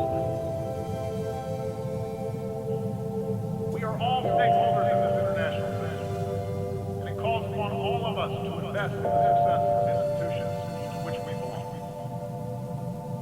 And the good news is that many nations have shown what kind of progress is possible when we make those commitments. Consider what we've accomplished here over the past few years. Together we mobilized some 50,000 additional troops for UN peacekeeping, making them nimble, better equipped, better prepared to deal with emergencies. Together we established an open government partnership that increasingly transparency empowers more and more people around the globe. And together, now, we have to open our hearts and do more to help refugees who are desperate for home. We should all welcome the pledges of increased assistance that have been made at this General Assembly gathering. I'll be discussing that more this afternoon, but we have to follow through even when the politics are hard. Because in the eyes of innocent men and women and children who, through no fault of their own, have had to flee everything that they know, everything that they love, we have to have the empathy to see ourselves. We have to imagine what it would be like for our family, for our children, to be unspeakable happens to us. And we should all understand that ultimately our world will be more secure. We are prepared to help those in need and the nations who are carrying the largest burden with respect to accommodating these refugees. There are a lot of nations right now that are doing the right thing. But many nations, particularly those blessed with wealth, the benefits of geography, we can do more to offer a hand. Even if they also insist that refugees who come to our countries have to do more to adopt customs and conventions of the communities that are now providing them a life.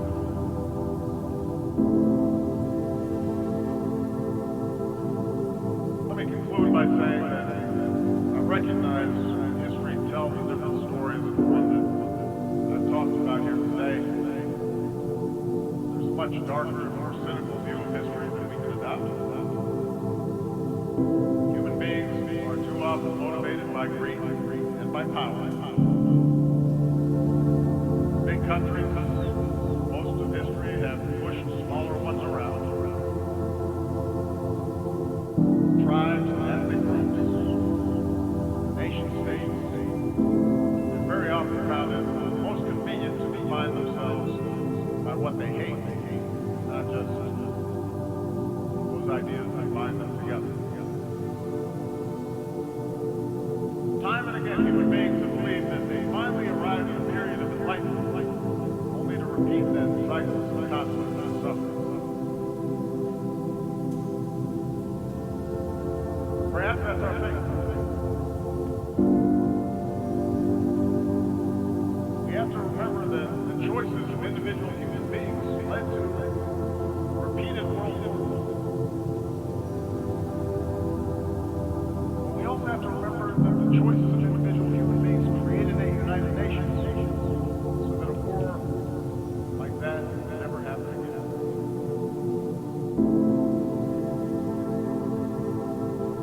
Each of us, as leaders, each nation, can choose to reject those who appeal to our worst impulses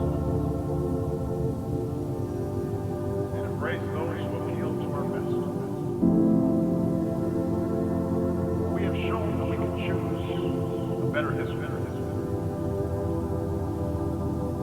Sitting in a prison cell, the young Martin Luther King Jr. wrote that human progress never rolls on the wheels of inevitability. It comes through the tireless efforts of men willing to be co-workers with God. course of these 8 years, as I've traveled to many of your nations, I have seen that spirit in our young people, who are more educated and more tolerant and more inclusive and more diverse and more creative than our generation, who are more empathetic and compassionate towards their fellow human beings than previous generations. And yes, some of that comes with the idealism of youth, but it also comes with young people's access and information about other peoples and places. An understanding unique in human history that their future is bound with the faith of other human beings on the other side of the world. I think of the thousands of healthcare workers from around the world who volunteer in the fighting movement. I remember the young entrepreneurs I met who were now starting new businesses in Cuba. The parliamentarians who used to be, just a few years ago, political prisoners in Myanmar. I think of the girls who have braved taunts or violence just to go to school in Afghanistan. And the university students who started programs online to reject the extremism of organizations like ISIL. I draw strength from the young Americans, entrepreneurs, activists, soldiers, new citizens, who are remaking our nation. Once again. We're unconstrained by old habits and old conventions, unencumbered by what is, but are instead ready to seize what ought to be.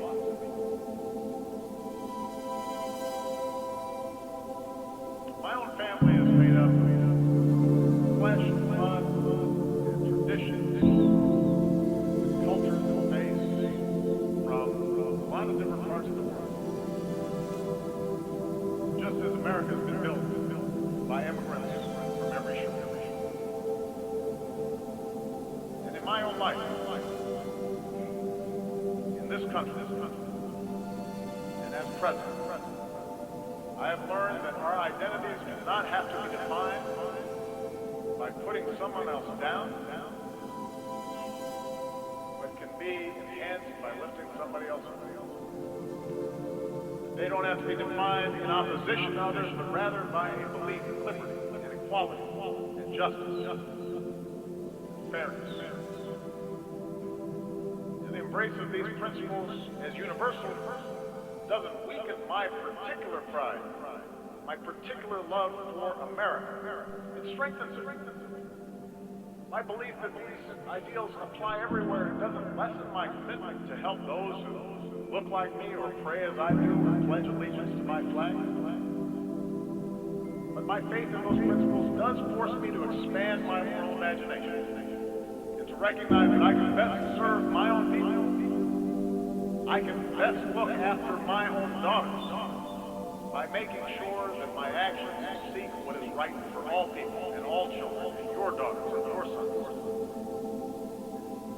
This is what I believe, that all of us can be co-workers with God. And our leadership, our governments, and this United Nations should reflect irreducible truth. Mr. President, Mr. Secretary General, fellow delegates, ladies and gentlemen, as I address this hall as President for the final time, let me recount the progress that we've made these last 8 years. From the depths of the greatest financial crisis of our time, we coordinated our response to avoid further catastrophe and return the global economy to growth. We've taken away terrorist safe havens, strengthened the non-proliferation regime, solved the Iranian nuclear issue through diplomacy. We opened relations with Cuba, helped Colombia, and Latin America's longest war. And we welcomed a democratically elected leader in Myanmar. Our assistance is helping people feed themselves, care for the sick, power communities across Africa, development rather than dependence. And we have made international institutions like the World Bank and the International Monetary Fund more representative while establishing a framework to protect our planet from the ravages of climate change. This is important work. It has made a real difference in the lives of our people. And it could not have happened had we not worked together. And yet, around the globe, we are seeing the same forces of global integration that have made us interdependent also expose deep fault lines in the existing international relations. We see it in the headlines every day. Around the world, refugees flow across borders in flight from brutal conflict. Financial disruptions continue to weigh upon our workers and entire communities. Across vast swaths of the Middle East, basic security, basic order has broken down. We see too many governments muzzling journalists, quashing dissent, censoring the control of information.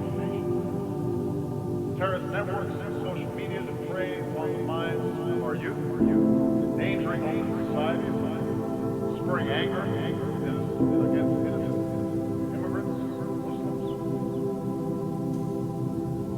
Powerful nations contest the constraints placed on them by international law. This is the paradox that defines our world today. A quarter century after the end of the Cold War, the world is by many measures less violent and more prosperous than ever before. And yet our societies are filled with uncertainty and unease and strife.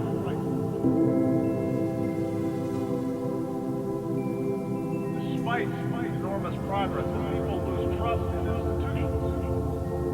Governing becomes more difficult. And tensions between nations become more quick to surface.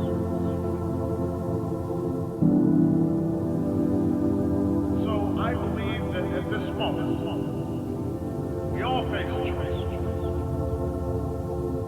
We can choose to press forward with a better model of cooperation and integration, or we can retreat into a world sharply divided and ultimately in conflict along age-old lines of nation, tribe, race, religion.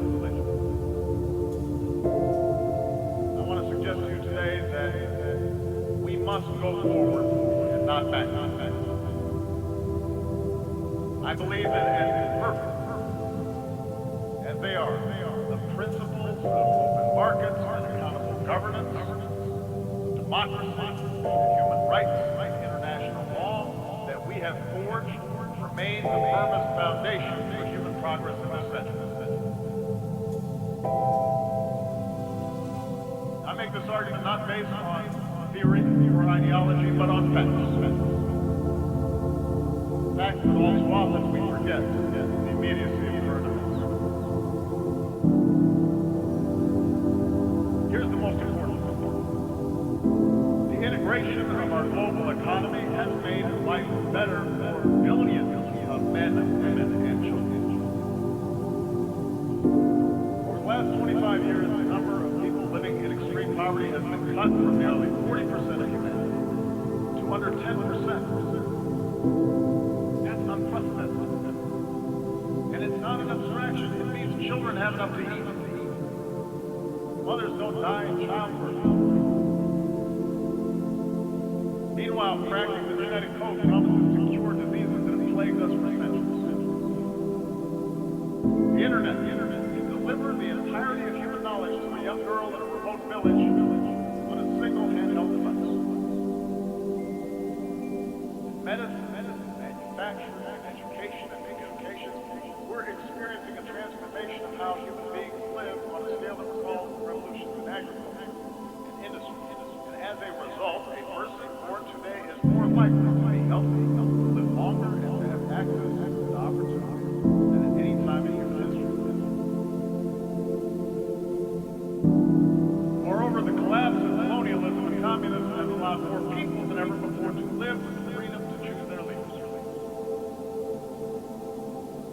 despite the real and troubling areas where freedom appears to retreat. The fact remains that the number of democracies around the world has nearly doubled in the last 25 years. In remote corners of the world, citizens are demanding respect for the dignity of all people, no matter their gender, race, religion, or disability, or sexual orientation, and those who deny others dignity are subject to public reproach. An explosion of social media has given ordinary people ways to express themselves. It has raised expectations for those of us in power. Indeed, our international order has been so successful that we take it as a given that great powers no longer fight for fights. And the end of the Cold War lifted the shadow of nuclear Armageddon. And the battlefields of Europe have been replaced by peaceful youth. China and India remain on a path of remarkable progress. I say all this not to whitewash the challenges we face, or to suggest complacency. Rather, I believe that we need to acknowledge these achievements in order to summon the confidence to carry this progress forward. To make sure that we do not abandon those very things that have delivered this progress. In order to move forward, though, we do have to acknowledge that the existing path to global integration requires a course correction. Because too often those trumpeting the benefits of globalization have ignored inequality within and among nations, have ignored the enduring appeal of ethnic and sectarian identities,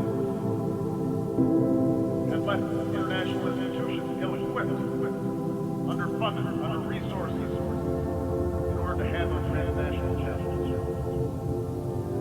And as these real problems have been neglected, alternative visions of the world have pressed forward, both in the wealthiest countries and in the poorest. Religious fundamentalism, the politics of ethnicity or tribes or sects, progressive nationalism, crude populism, sometimes from the far left, but more often from the far right, which seeks to restore what they believe was a better, simpler age, free from outside contamination. We cannot dismiss these visions. They are powerful. They reflect dissatisfaction among too many of our citizens. I do not believe those visions can deliver security or prosperity over the long term. But I do believe that these visions fail to recognize the very basic limits of our common humanity. Moreover, I believe that the acceleration of travel and technology and telecommunications, together with a global economy that depends on a global supply chain, makes it self-defeating ultimately for those who seek to reverse this progress. Today, a nation ringed by walls would only imprison itself.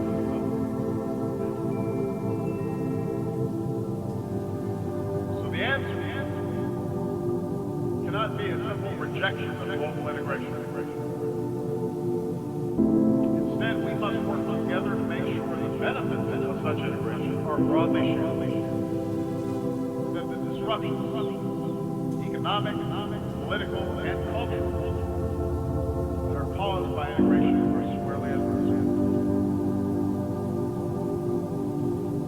This is not the place for a detailed policy blueprint, but let me offer in broad strokes those areas where I believe we must do better together.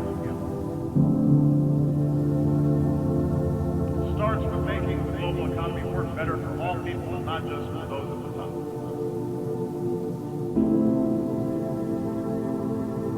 While open markets, capitalism have raised standards of living around the globe, globalization combined with rapid progress in technology has also weakened the position of workers and their ability to secure a decent wage.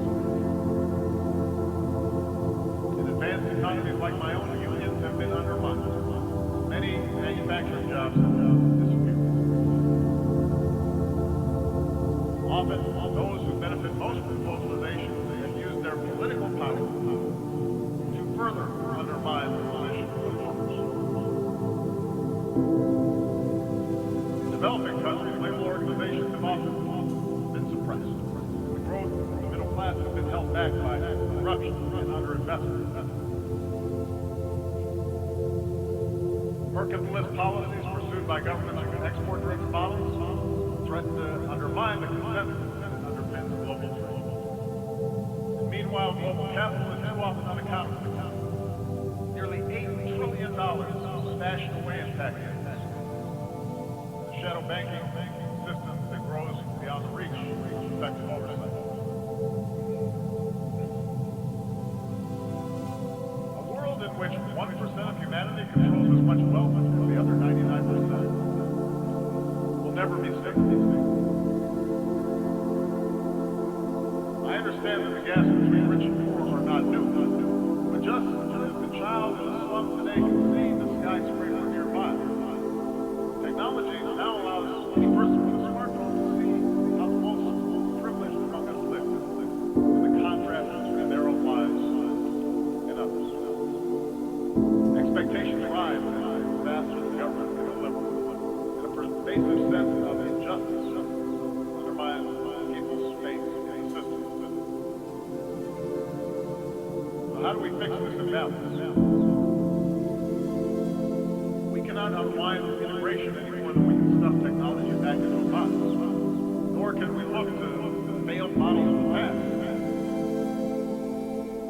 If we start resorting to trade wars, market-distorting subsidies, beggar-thy-neighbor policies, and over-reliance on natural resources instead of innovation, these approaches will make us poor collectively, and they are more likely to make economies. And the stark contrast between, say, the success of the Republic of Korea, the wasteland of North Korea, shows that central planned control of the economy is a dead end. But I do believe there's another path, one that fuels growth and innovation and offers the clearest route to individual opportunity and national success. It does not require succumbing to a soulless capitalism that benefits only the few, but rather recognizes that economies are more successful when we close the gap between rich and poor, and growth is broadly based. And that means respecting the rights of workers so they can organize into independent unions and earn a living wage. It means investing in our people, their skills, their education, their capacity to take an idea and turn it into a business. It means strengthening the safety net that protects our people from hardship and allows them to take more risks, to look for a new job or start a new venture. These are the policies that I've pursued here in the United States, and with clear results. American businesses have created now 15 million new jobs. After the recession, the top 1% of Americans were capturing more than 90% of income growth, but today that's down to about half. Last year, poverty in this country fell at the fastest rate in nearly 50 years. Further investment in infrastructure, early childhood education, and basic research, I'm confident how much progress will be. So just as I pursue these measures here at home, so has the United States worked with many nations to curb the excess of capital, not to punish wealth, but to prevent repeated crises that can destroy us. That's why we've worked with other nations to create higher and higher standards for banking and taxation. Because a society that asks less oligarchs than ordinary citizens will rot for good. That's why we push for transparency and cooperation in rooting out corruption, and tracking illicit dollars. Because markets create more jobs when they're fueled by hard work, and not capacity to extort and bribe. That's why we've worked to reach trade agreements that raise labor standards and raise environmental standards, as we've done with the Trans-Pacific Partnership provisions, and the benefits are more broadly shared.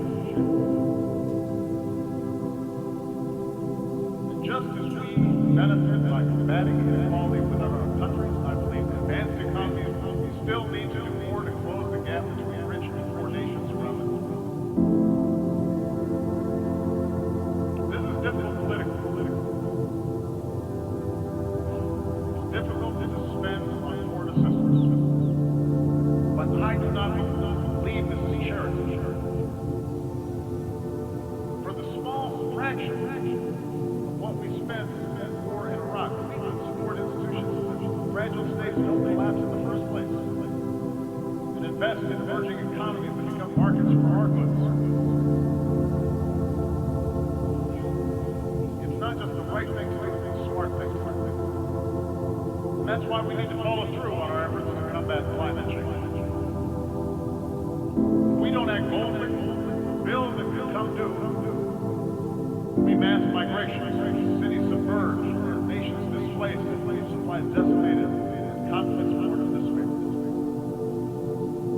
The Paris Agreement gives us a framework to act, but only if we scale up our ambitions, and it must be a sense of urgency about bringing the agreement into force and helping poorer countries leapfrog disruptive forms of energy. So for the wealthiest countries, green climate funds should only be the beginning. We need to invest in research and provide market incentives to develop new technologies and then make these technologies accessible and affordable for poor countries. And only then can we continue lifting all people up from poverty without condemning our children to a planet beyond their capacity to repair.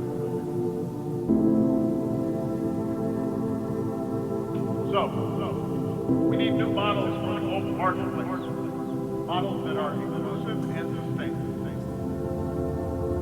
And in the same way, we need models of governance that are inclusive and accountable to ordinary people.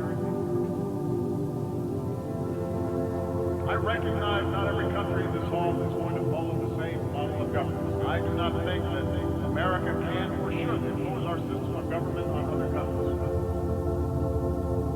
But there appears to be a growing contest between authoritarianism and liberalism right now. And I want everybody to understand, I am not neutral in that contest. I believe in a liberal political order. An order built not just through elections and representative government, but also through respect for human rights, and civil society, independent judiciary, and the rule of law. I know that some countries which now recognize the power of free markets still reject the model of free society. And perhaps those of us who have been promoting democracy feel somewhat discouraged at the end of the Cold War, because we've learned that liberal democracy will not just wash across the globe in a single wave. It turns out building accountable institutions is hard work. Work of generations. The gains are often fragile. Sometimes we take one step forward and then two steps back. Countries held together by borders drawn by colonial powers, ethnic conflicts and tribal divisions, politics, elections sometimes appear to be a zero-sum game. And so given the difficulty of forging true democracy in the face of these pressures, it's no surprise that some argue the future favors the strong man, the top-down model, rather than strong democratic institutions. But I believe this thinking is wrong. I believe the road of true democracy remains the better path. I believe that in the 21st century, economies can only grow to a certain point until they need to open up, because entrepreneurs need to access information in order to invent. Young people need a global education in order to thrive. Independent media needs to check the abuses of power. Without this evolution, ultimately expectations of people will not be met. Suppression and stagnation will set in. And history shows that strong men are then left with two paths. Permanent crackdown, which sparks strife at home, or scapegoating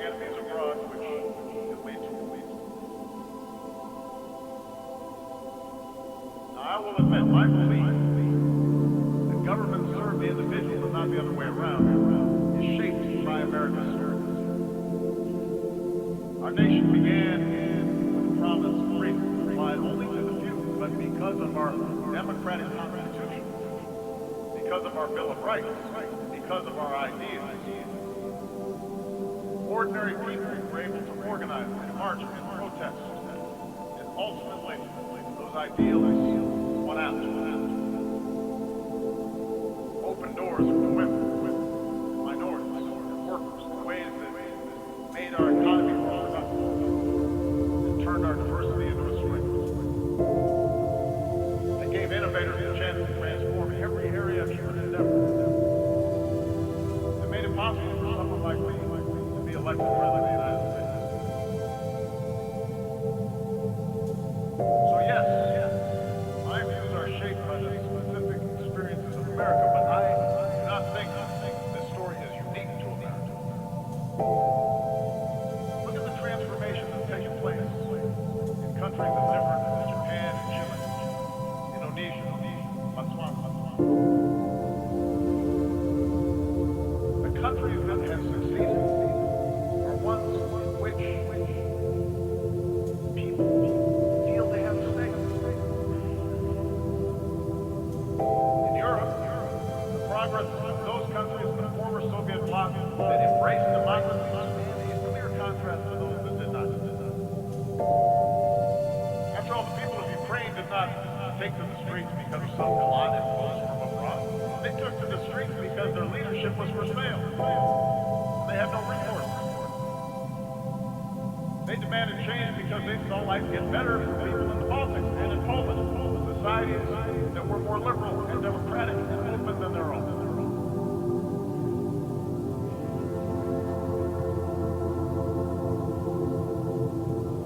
Those of us who believe in democracy, we need to speak out forcefully. Because both the facts and history, I believe, are on our side. That doesn't mean democracy is without flaws. It does mean that the cure for what ails our democracy is greater engagement by our citizens, not less. Yes, in America, there is too much money in politics, too much entrenched partisanship, too little participation by citizens, in part because patchwork laws that makes it harder to vote. In Europe, a well-intentioned Brussels often became too isolated from the normal push and pull of national politics. Too often in capitals, decision makers have forgotten that democracy needs to be driven by civic engagement from the bottom up, not governance by experts from the top down. And so these are real problems. And as leaders of democratic governments make the case for democracy abroad, we better strive harder to set a better example at home. Moreover, every country will organize its government formed by centuries of history and the circumstances of geography, deeply held beliefs of its people. So I recognize that traditional society may value unity and cohesion more than a diverse country like my own, which was founded upon what at the time was a radical idea, the idea of the liberty of individual human beings, endowed with certain God-given rights. But that does not mean that the ordinary people in Asia, or Africa, or the Middle East somehow prefer arbitrary rule that denies them a voice in the decisions that can save their lives. I believe that spirit is universal. And if any of you doubt the universality of that desire, listen to the voices of young people everywhere who call out for freedom and dignity and the opportunity to control their own lives.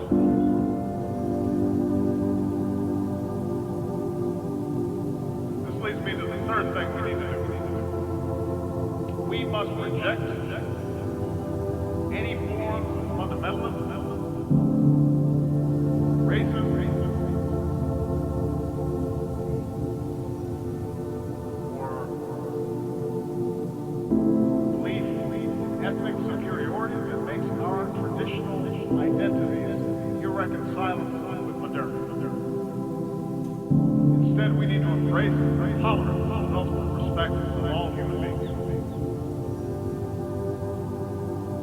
It's a truism that global integration has led to a collision of cultures. Trade, migration, the internet, all these things can challenge and unsettle our most cherished identities.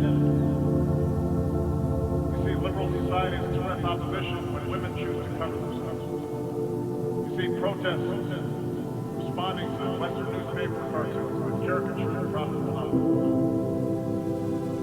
In a world that left the age of empire behind, we see Russia attempting to recover lost glory through force.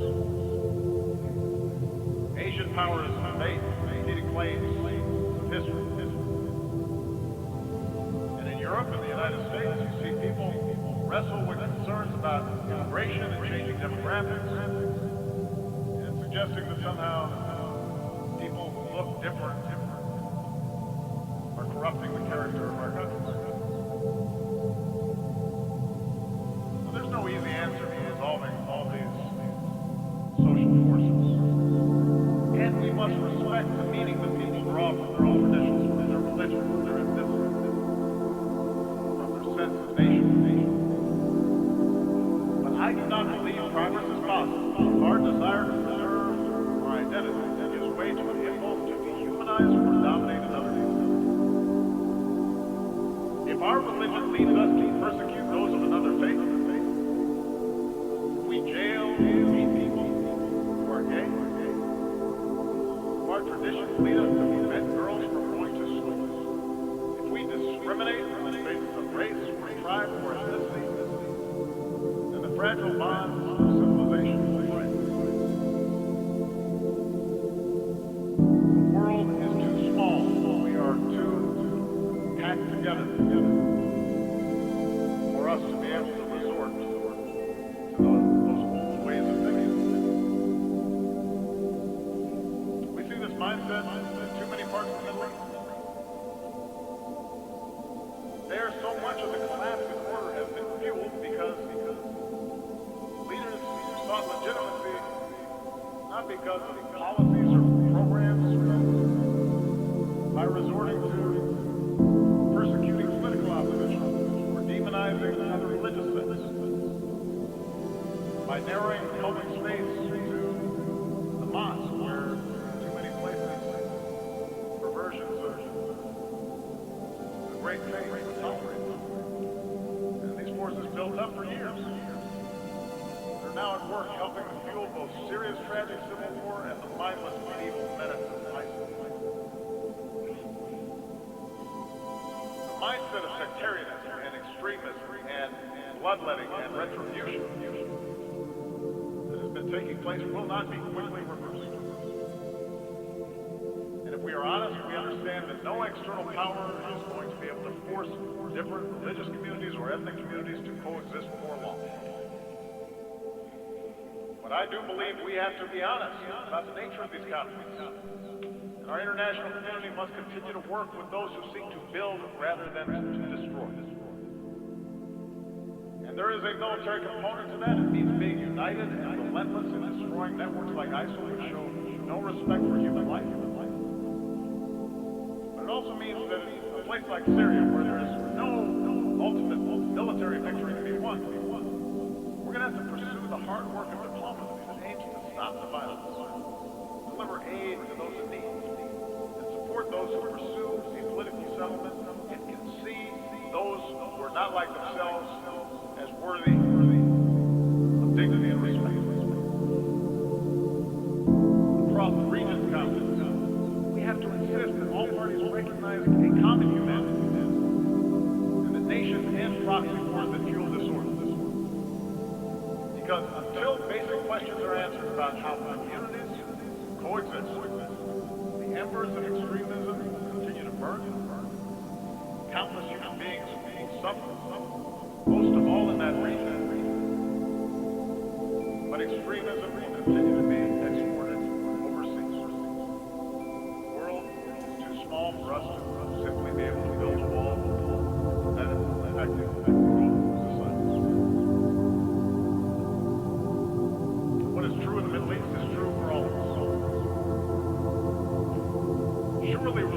traditions can be honored and upheld while teaching young people science and math rather than intolerance. Surely we can sustain our unique traditions while giving women their full and rightful role in the politics and economics of the nation. Surely we can rally our nation in solidarity while recognizing equal treatment for all communities, whether it's a religious minority in Myanmar, or an ethnic minority in Burundi, or a racial minority right here in the United States. And surely Israelis and Palestinians will be better off if Palestinians reject incitement and recognize the legitimacy of Israel. But Israel recognizes that it cannot permanently occupy Palestinian land.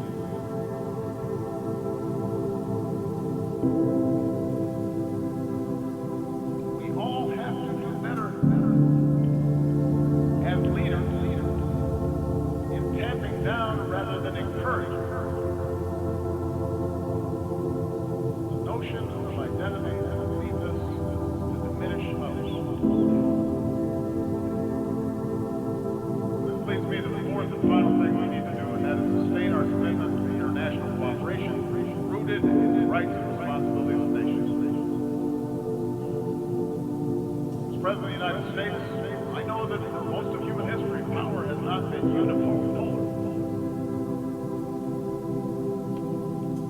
The end of the Cold War may have led too many to forget this truth.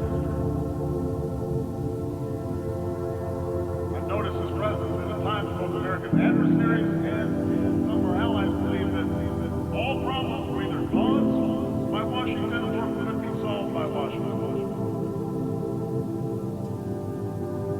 And perhaps too many in Washington believe that as well.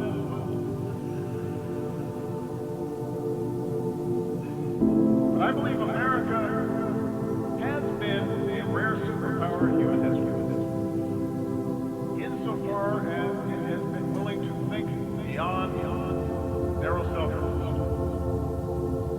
And while we've made our share of mistakes for these last 25 years, I've acknowledged some. We have strived, sometimes with great sacrifice, to align better our actions with our ideas.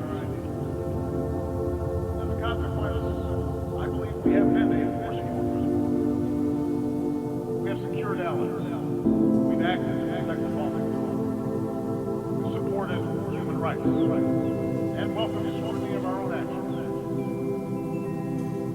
We've bound our power to international laws and institutions. When we've made mistakes, we've tried to acknowledge them. We have worked to roll back poverty and hunger and disease beyond our borders, not just within our borders.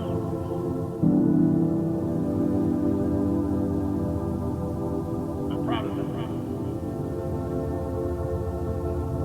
But I also know that we can't do this alone. And I believe that if we're to meet the challenges of this century, that we are all going to have to do more to build up international capacity. We cannot escape the prospect of nuclear war unless we all commit to stopping the spread of nuclear weapons and pursuing a world without them. When Iran agrees to accept constraints on its nuclear program, that enhances local security and enhances Iran's ability to work with other nations. On the other hand, when North Korea tests a bomb, that endangers all of us. And any country that breaks this basic bargain must face consequences. And those nations with these weapons, like the United States, have a unique responsibility to pursue the path of reducing our stockpiles and reaffirming basic norms like the commitment to never test them again. We can't combat diseases like Zika that recognizes no borders. Mosquitoes don't respect walls. Unless we make permanent the same urgency that we brought to bear against Ebola, by strengthening our own systems of public health, by investing in cures and rolling back the causes of disease, and helping poorer countries develop a public health infrastructure. We can only eliminate extreme poverty if the sustainable development goals that we have set are more than words on paper. Human ingenuity now gives us the capacity to feed the hungry and give all of our children, including our girls, the education that is the foundation for opportunity in our world. We have to put our money where our mouths are. And we can only realize the promise of this institution's founders to replace the ravages of war with cooperation if powerful nations, like my own, accept constraints. Sometimes I'm criticized in my own country for professing a belief in international norms and multilateral institutions, but I am convinced that in the long run, giving up some freedom of action, not giving up our ability to protect ourselves or pursue our core interests, but binding ourselves to international norms over the long term enhances our security. And I think that's not just true for us. Russia continues to interfere in the affairs of its neighbors. It may be popular, it often may fuel nationalist fervor for a time, but over time it's also going to diminish its stature and make its borders less secure. In the South China Sea, a peaceful resolution of disputes offered by law will mean far greater stability than the militarization of a few rocks in Greece. We are all stakeholders in this international system, and it calls upon all of us to invest in the success of institutions to which we belong. And the good news is that many nations have shown what kind of progress is possible when we make those commitments. Consider what we've accomplished here over the past few years. Together we mobilized some 50,000 additional troops for UN peacekeeping, making them nimble, better equipped, better prepared to deal with emergencies. Together we established an open government partnership so that increasingly transparency empowers more and more people around the world. And together now, we have to open our hearts and do more to help refugees who are desperate for a home. We should all welcome the pledges of increased assistance that have been made at this General Assembly gathering. I'll be discussing that more this afternoon, but we have to follow through even when the politics are hard. Because in the eyes of innocent men and women and children who, through no fault of their own, have had to flee everything that they know, everything that they love, we have to have the empathy to see ourselves. We have to imagine what it would be like for our family, for our children, if the unspeakable happens to us. And we should all understand that ultimately our world will be more secure. We are prepared to help those in need and the nations who are carrying the largest burden with respect to accommodating these refugees. There are a lot of nations right now that are doing the right thing. But many nations, particularly those blessed with wealth, benefits of geography, we can do more to offer a hand.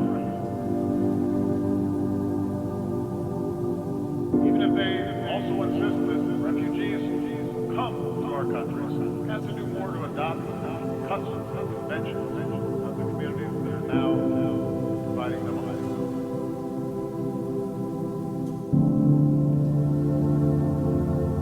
Let me conclude by saying that I recognize history tells a different story than the one that I've talked about here today. There's a much darker and more cynical view of history than we can adopt. Human beings are too often motivated by greed and by power. Big countries, most of history, have pushed smaller ones around.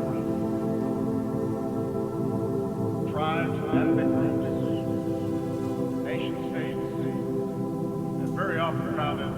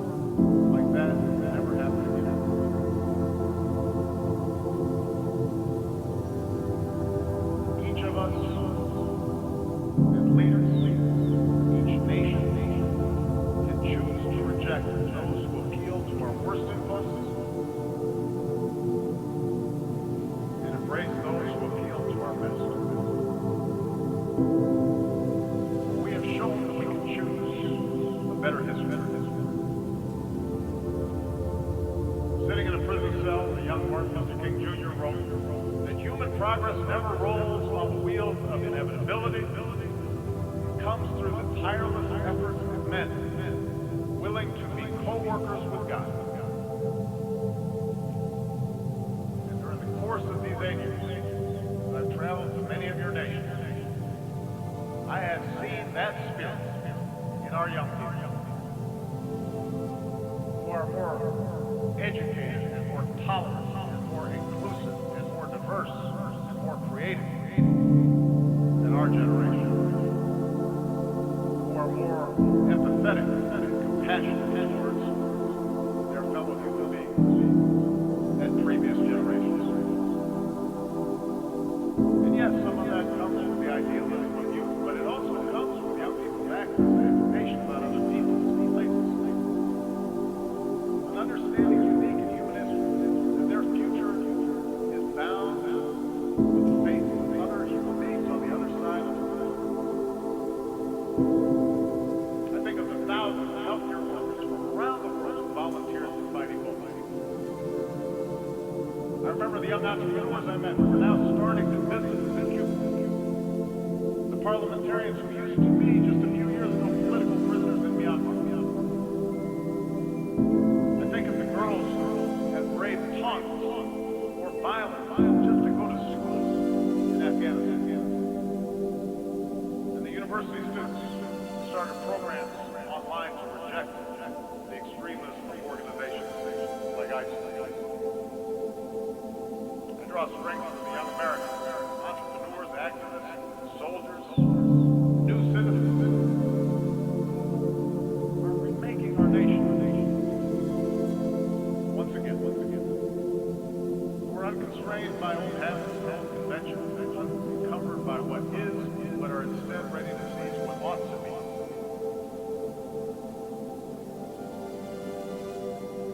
My own family is made up of flesh and blood and traditions and cultures and faiths from a lot of different parts of the world. Just as America has been built by immigrants from every shore. And in my own life, in this country, and as president, I have learned that our identities do not have to be defined by putting someone else down, but can be enhanced by lifting somebody else up. They don't have to be defined in opposition to others, but rather by a belief in liberty and equality and justice, fairness. And the embrace of these principles as universal doesn't weaken my particular pride, my particular love for America. It strengthens it. I believe that these ideals apply everywhere. It doesn't lessen my commitment to help those who look like me or pray as I do or pledge allegiance to my flag. But my faith in those principles does force me to expand my moral imagination and to recognize that I can best serve my own people. I can best look after my own daughters by making sure that my actions seek what is right for all people and all children, and your daughters and your sons. This is what I believe, that all of us can be co-workers with God. And our leadership, and our government, and this United Nations should reflect irreducible truth. Mr. President, Mr. Secretary General, fellow delegates, ladies and gentlemen, as I address this hall as President for the final time, let me recount the progress we've made these last 8 years. In the depths and the greatest financial crisis of our time, we coordinated our response to avoid further catastrophe and return the global economy. We've taken away terrorist safe havens, strengthened the non-proliferation regime, resolved the Iranian nuclear issue through diplomacy. We opened relations with Cuba, helped Colombia, and Latin America current and longest war. We welcome a democratically elected leader, Myanmar, to this assembly. Our assistance is helping people feed themselves, care for the sick, power communities across Africa, promote models of development rather than dependence. And we have made international institutions like the World Bank and the International Monetary Fund more representative while establishing a framework to protect our planet from the ravages of climate change. This is important work. It has made a real difference in the lives of our people. And it could not have happened had we not worked together. And yet, around the globe, we are seeing the same forces of global integration that have made us interdependent. Also expose deep fault lines in the existing international order. You see it in the headlines every day. Around the world, refugees flow across borders in flight, like brutal conflict. Financial disruptions continue to weigh upon our workers and entire communities. Across vast swaths of the Middle East, basic security, basic order has broken down. We see too many governments muzzling journalists, quashing dissent, and censoring the flow of information. Terrorist networks and social media that prey upon the minds of our youth, endangering open societies, spurring anger against innocent immigrants and Muslims. Powerful nations contest the constraints placed on them by international law. This is the paradox that defines our world today. A quarter century after the end of the Cold War, the world is by many measures less violent and more prosperous than ever before.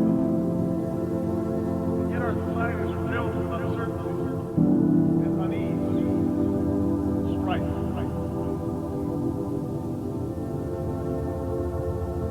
Despite enormous progress, people lose trust in institutions. Governing becomes more difficult. Tensions between nations become more quick to surface.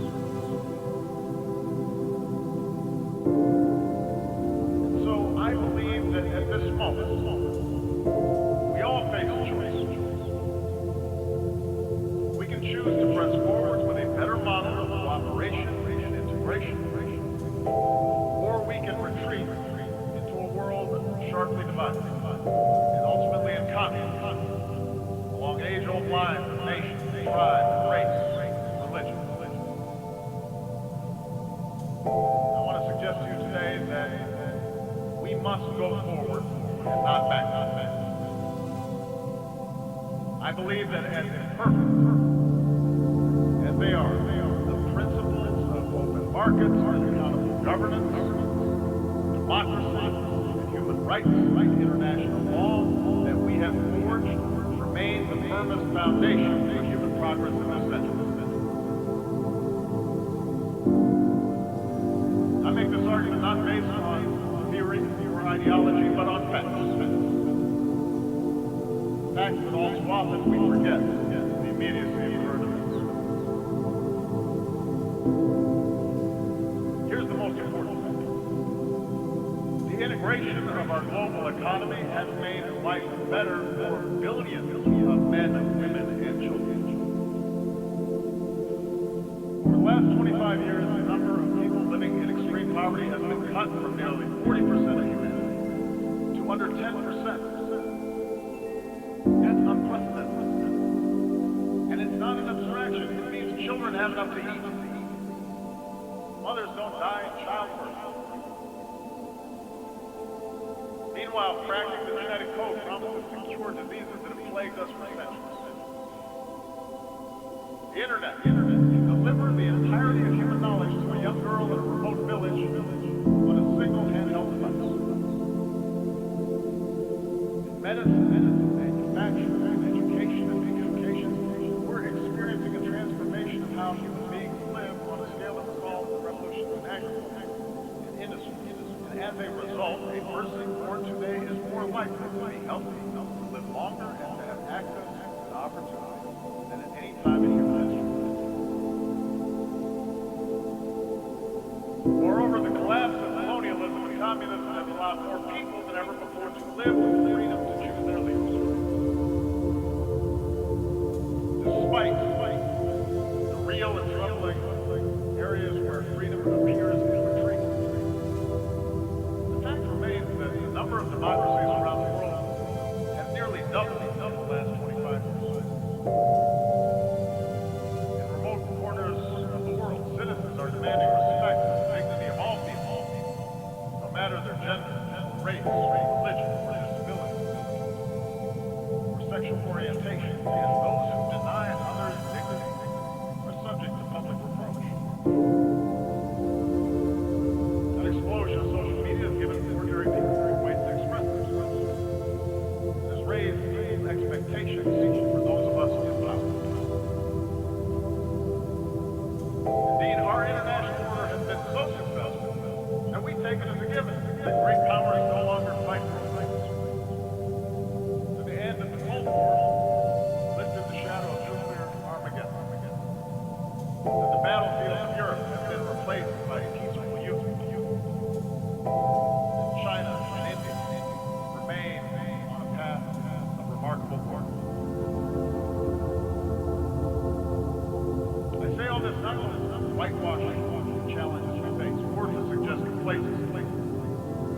Rather, I believe that we need to acknowledge these achievements in order to summon the confidence to carry this progress forward. To make sure that we do not abandon those very things that have delivered this progress. In order to move forward, though, we do have to acknowledge that the existing path to global integration requires a course correction. Because too often those trumpeting the benefits of globalization have ignored inequality within and among nations. Have ignored the enduring appeal of ethnic and sectarian identities. Have left international institutions ill-equipped, underfunded, under-resources in order to handle transnational challenges. As these real problems have been neglected, alternative visions of the world have pressed forward, both in the wealthiest countries and in the poorest. Religious fundamentalism, the politics of ethnicity or tribe or sex, regressive nationalism, crude populism, sometimes from the far left, but more often from the far right, which seeks to restore what they believe was a better, simpler age, free of outside contamination. We cannot dismiss these visions. They are powerful. They reflect dissatisfaction among too many of our citizens. I do not believe those visions can deliver security or prosperity over the long term. But I do believe that these visions fail to recognize the very basic level of our common humanity. Moreover, I believe that the acceleration of travel and technology and telecommunications, together with a global economy that depends on a global supply chain, makes it self-defeating ultimately for those who seek to reverse this progress. Today, a nation ringed by walls would only imprison itself.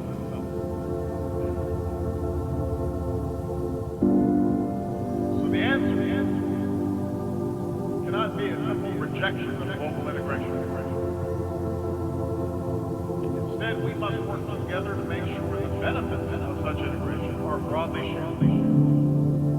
That the disruptions, economic, political, and cultural, that are caused by integration are squarely adverse. This is not the place for a detailed policy blueprint, but let me offer broad strokes, those areas where I believe we must do better together. It starts with making the global economy work better for all people, not just for those at the top.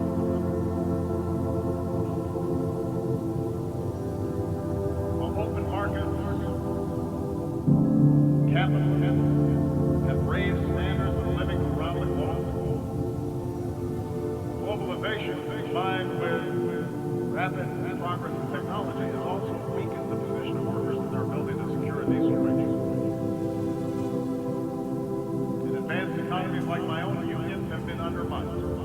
Many manufacturing jobs have disappeared. Often, those who benefit most from globalization have used their political power to further undermine the position of workers. In developing countries, labor organizations have often been suppressed, and the growth of the middle class has been held back by corruption and underinvestment.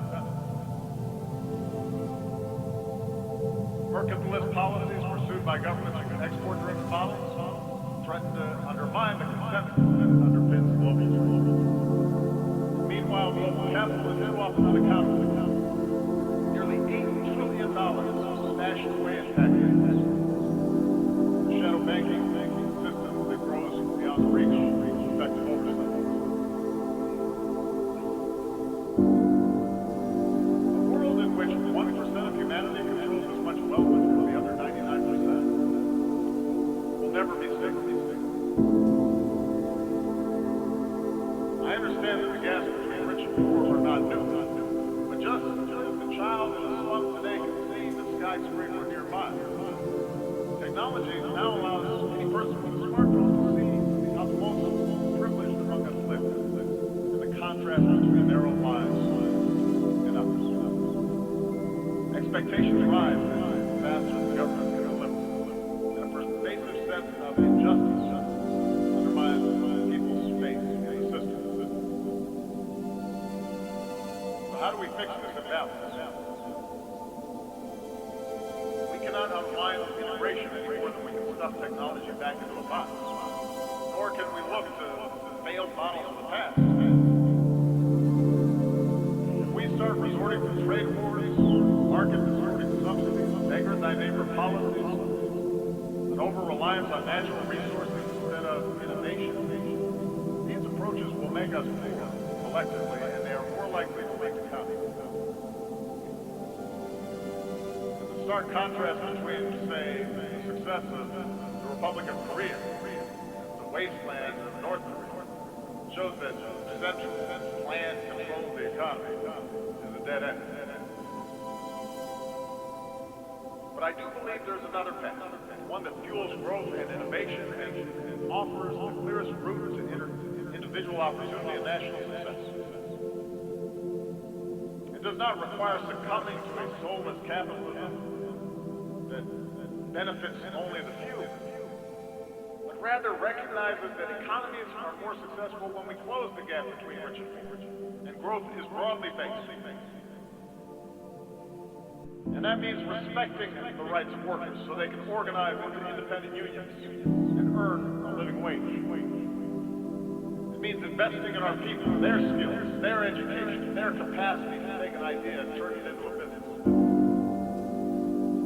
It means strengthening the safety net that protects our people from hardship and allows them to take more risks, to look for a new job or start a new venture. These are the policies that I've pursued here in the United States, and with clear results. American businesses have created now 15 million new jobs. After the recession, the top 1% of Americans were capturing more than 90% of income growth, but today that's down to about half. Last year, poverty in this country fell at the fastest rate in nearly 50 years.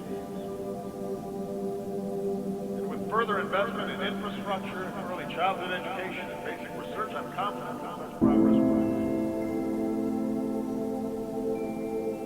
So just as I pursue these measures here at home, so has the United States worked with many nations to curb the excesses of capitalism, not to punish wealth, but to prevent repeated crises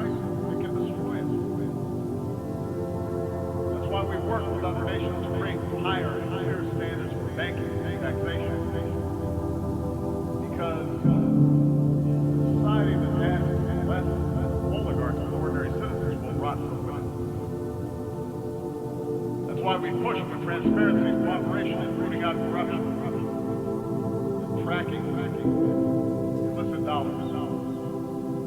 Because markets create more jobs when they're fueled by hard work, and not capacity to extort and bribe. That's why we've worked to reach a trade agreement that raise labor standards and raise environmental standards, as we've done with the Trans-Pacific Partnerships Division, and the benefits are more broadly shared. And just as we benefit by combating inequality within our countries, I believe advanced economies still need to do more to close the gap between rich and poor nations around us. This is difficult politically. It's difficult to spend on foreign assistance. But I do not believe this is charity. For the small fraction of what we spend for in Iraq, we can support institutions so that fragile states don't collapse in the first place. Invest in emerging economies that become markets for our goods. It's not just the right thing to do, it's a smart thing to do. And that's why we need to follow through on our efforts to combat climate change. If we don't act boldly, bills that can come due, we mass migration, cities submerged, our nations displaced, and labor supplies decimated, and conflicts born of this way. The Paris Agreement gives us a framework to act, but only if we scale up our ambition, and it must be a sense of urgency about bringing the agreement into force and helping poorer countries leapfrog disruptive forms of energy. So for the wealthiest countries, the Green Climate Fund should only be the beginning. We need to invest in research and provide market incentives to develop new technologies and then make these technologies accessible and affordable for poorer countries. Only then can we continue lifting all people up from poverty without condemning our children to a planet beyond their capacity to repair.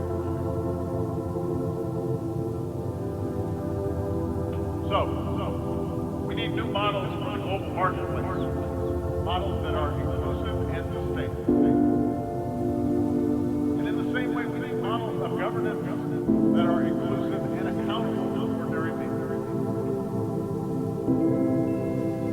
I recognize not every country in this hall is going to follow the same model of government. I do not think that America can or should impose our system of government on other countries. But there appears to be a growing contest between authoritarianism and liberalism right now. And I want everybody to understand, I am not neutral in that contest. I believe in a liberal political order. An order built not just through election and representative government, but also through respect for human rights, civil society, independent judiciary, the rule of law. I know that some countries which now recognize the power of free markets still reject the model of free society. And perhaps those of us who have been promoting democracy feel somewhat discouraged at the end of the Cold War, because we've learned that liberal democracy will not just wash across the globe in a single wave. It turns out building accountable institutions is hard work, the work of generations. The gains are often fragile. Sometimes we take one step forward and then two steps back. In countries held together by borders drawn by colonial powers, ethnic enclaves and tribal divisions, politics, elections sometimes appear to be a zero-sum game. And so given the difficulty of forging true democracy in the face of these pressures, it's no surprise that some argue the future favors the strong man, the top-down model, rather than strong democratic institutions. But I believe this thinking is wrong. I believe the road of true democracy remains the better path.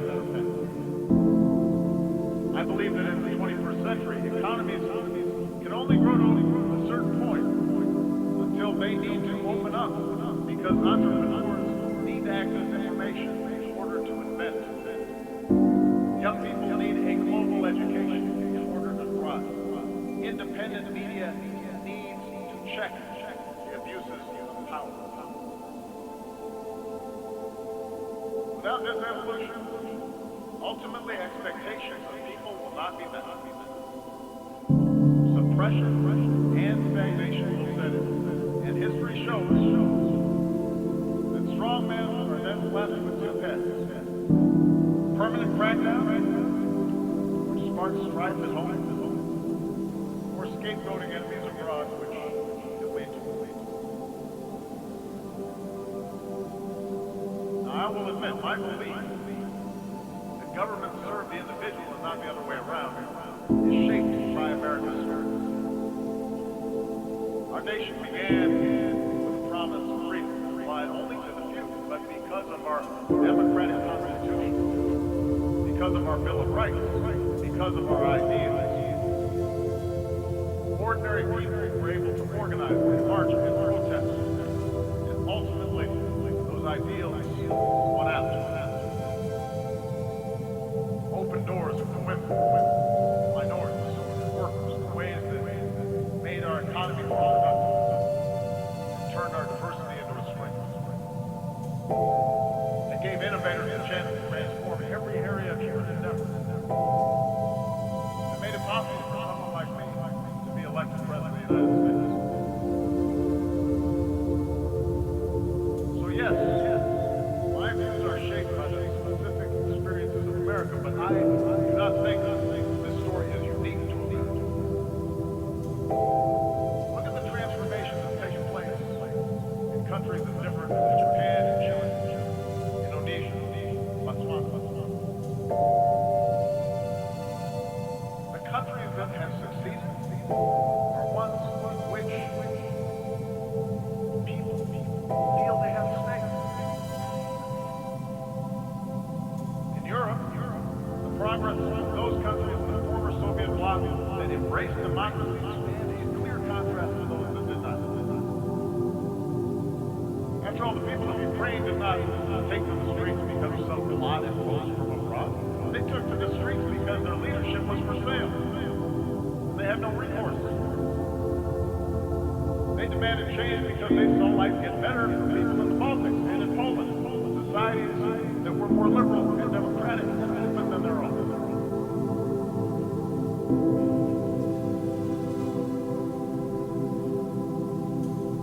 So those of us who believe in democracy, we need to speak out forcefully. Because both the facts and history, I believe, are on our side. That doesn't mean democracy is without flaws. It does mean that the cure for what ails our democracy is greater engagement by our citizens, not less. Yes, in America, there is too much money involved, too much entrenched partisanship, too little participation by citizens. In part because of patchwork laws that makes it harder to vote. In Europe, a well-intentioned Brussels often became too isolated from the normal push and pull of national politics. Too often in capitals, decision makers have forgotten that democracy needs to be driven by civic engagement from the bottom up, not governance by experts from the top down. So these are real problems. And as leaders of democratic governments make the case for democracy abroad, we better strive harder to set a better example at home. Moreover, every country will organize its government formed by centuries of history and the circumstances of geography, deeply held beliefs of its people. So I recognize that traditional society may value unity and cohesion more than a diverse country like my own, which was founded upon what at the time was a radical idea, the idea of the liberty of individual human beings, endowed with certain God-given rights. But that does not mean that the ordinary people in Asia, or Africa, or the Middle East somehow prefer arbitrary rule that denies them a voice in the decisions that can save their lives. I I believe that spirit is universal. And if any of you doubt the universality of that desire, listen to the voices of young people everywhere. Call out for freedom and dignity, and the opportunity to control their own lives.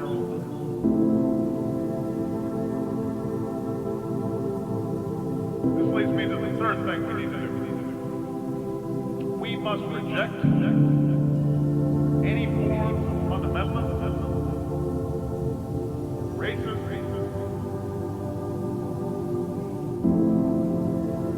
or belief in ethnic superiority that makes our traditional identities irreconcilable with modernity. Instead, we need to embrace tolerance, love, and respect of all human beings. It's a truism that global integration has led to a collision of cultures. Trade, migration, the internet, all these things can challenge and unsettle our most cherished identities. We see liberal societies express opposition when women choose to cover themselves. We see protests responding to Western newspaper cartoons like caricature and Prophet Muhammad. In a world that left the age of empire behind, we see Russia attempting to recover lost glory through force. Asian powers made competing claims of history. And in Europe and the United States, you see people wrestle with concerns about immigration and changing demographics, and suggesting that somehow people who look different are corrupting the character of our country.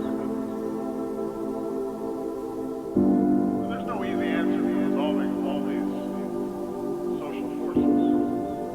And we must respect the meaning that people draw from their own traditions, from their religion, from their ethnicity, from their sense of nation.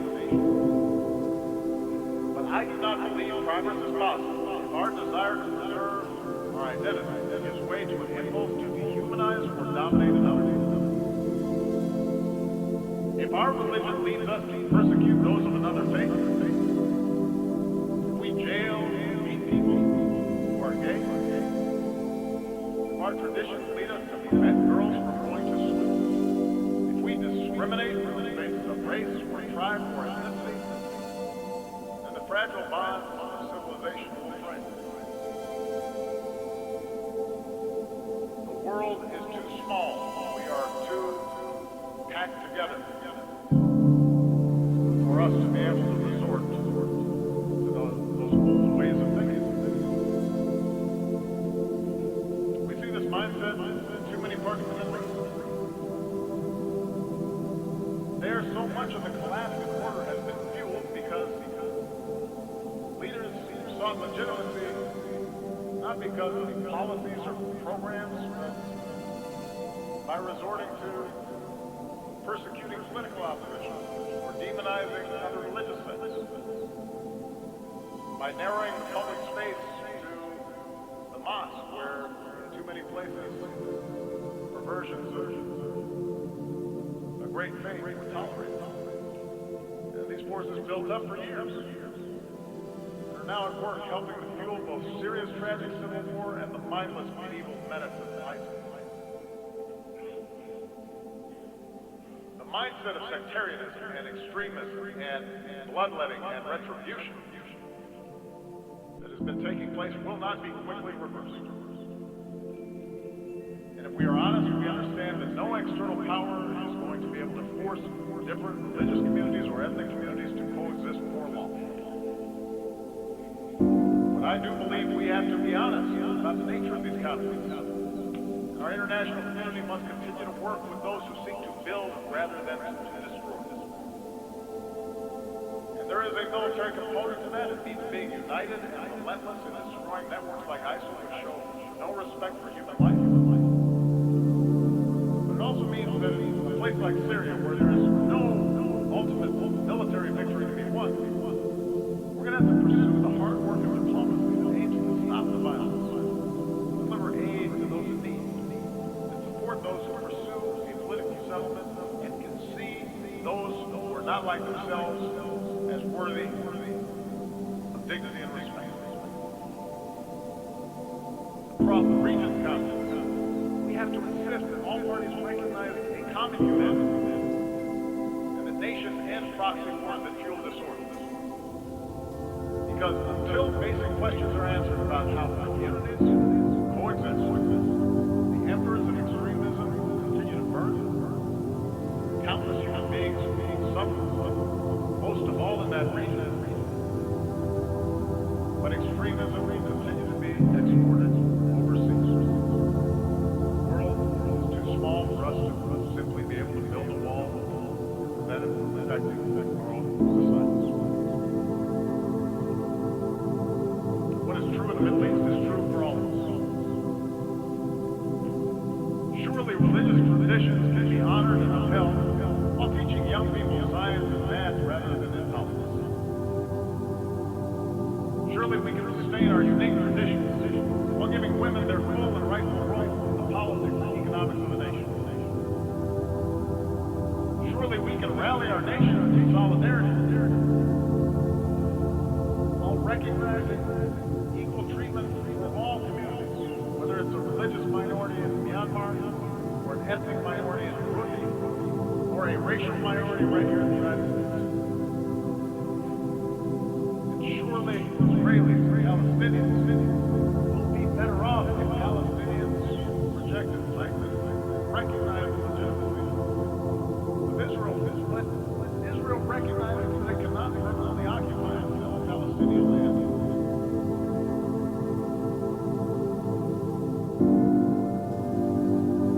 We all have to do better as leaders in tamping down rather than encouraging the notion of identity that leads us to diminish others. This leads me to the fourth and final thing we need to do, and that is sustain our commitment to international cooperation rooted in the rights and responsibilities of nations. As President of the United States, I know that for most of human history, power has not been unipolar. The end of the Cold War may have led too many to forget this truth.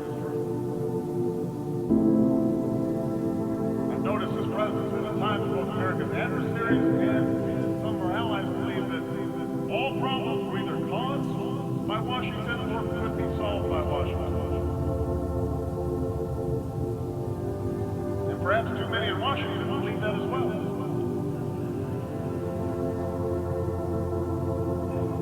But I believe America has been a rare superpower in human history, insofar as it has been willing to think beyond narrow self-interest. And while we've made our share of mistakes over these last 25 years, I've acknowledged some. We have strived, sometimes with great sacrifice, to align better our actions with our ideas. As a consequence, I believe we have been a force for good.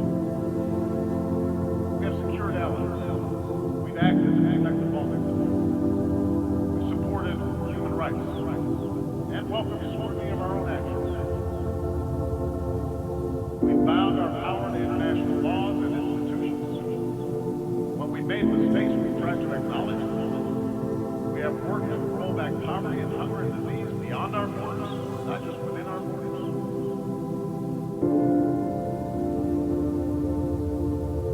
I'm proud of it. But I also know that we can't do this alone. And I believe that if we're to meet the challenges of this century, we are all going to have to do more to build up international capacity. We cannot escape the prospect of nuclear war unless we all commit to stopping the spread of nuclear weapons and pursuing a world without them. When Iran agrees to accept constraints on its nuclear program, that enhances local security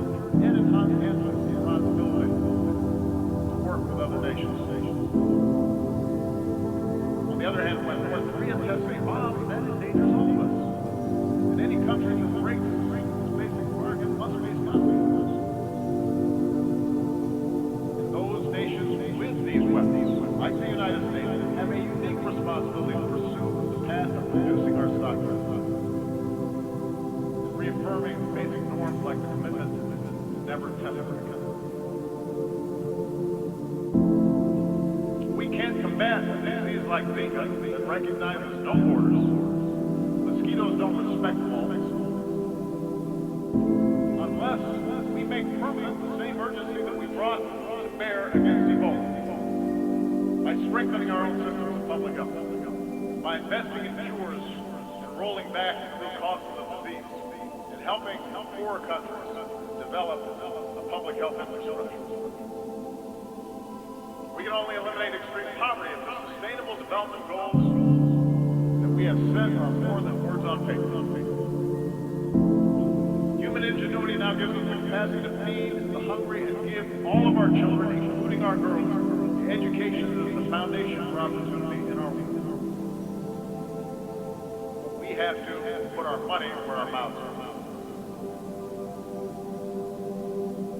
And we can only realize the promise of this institution's founders to replace the ravages of war with cooperation if powerful nations, like my own, accept constraints. Sometimes I'm criticized in my own country for professing a belief in international norms and multilateral institutions, but I am convinced that in the long run, giving up some freedom of action, not giving up our ability to protect ourselves or pursue our core interests,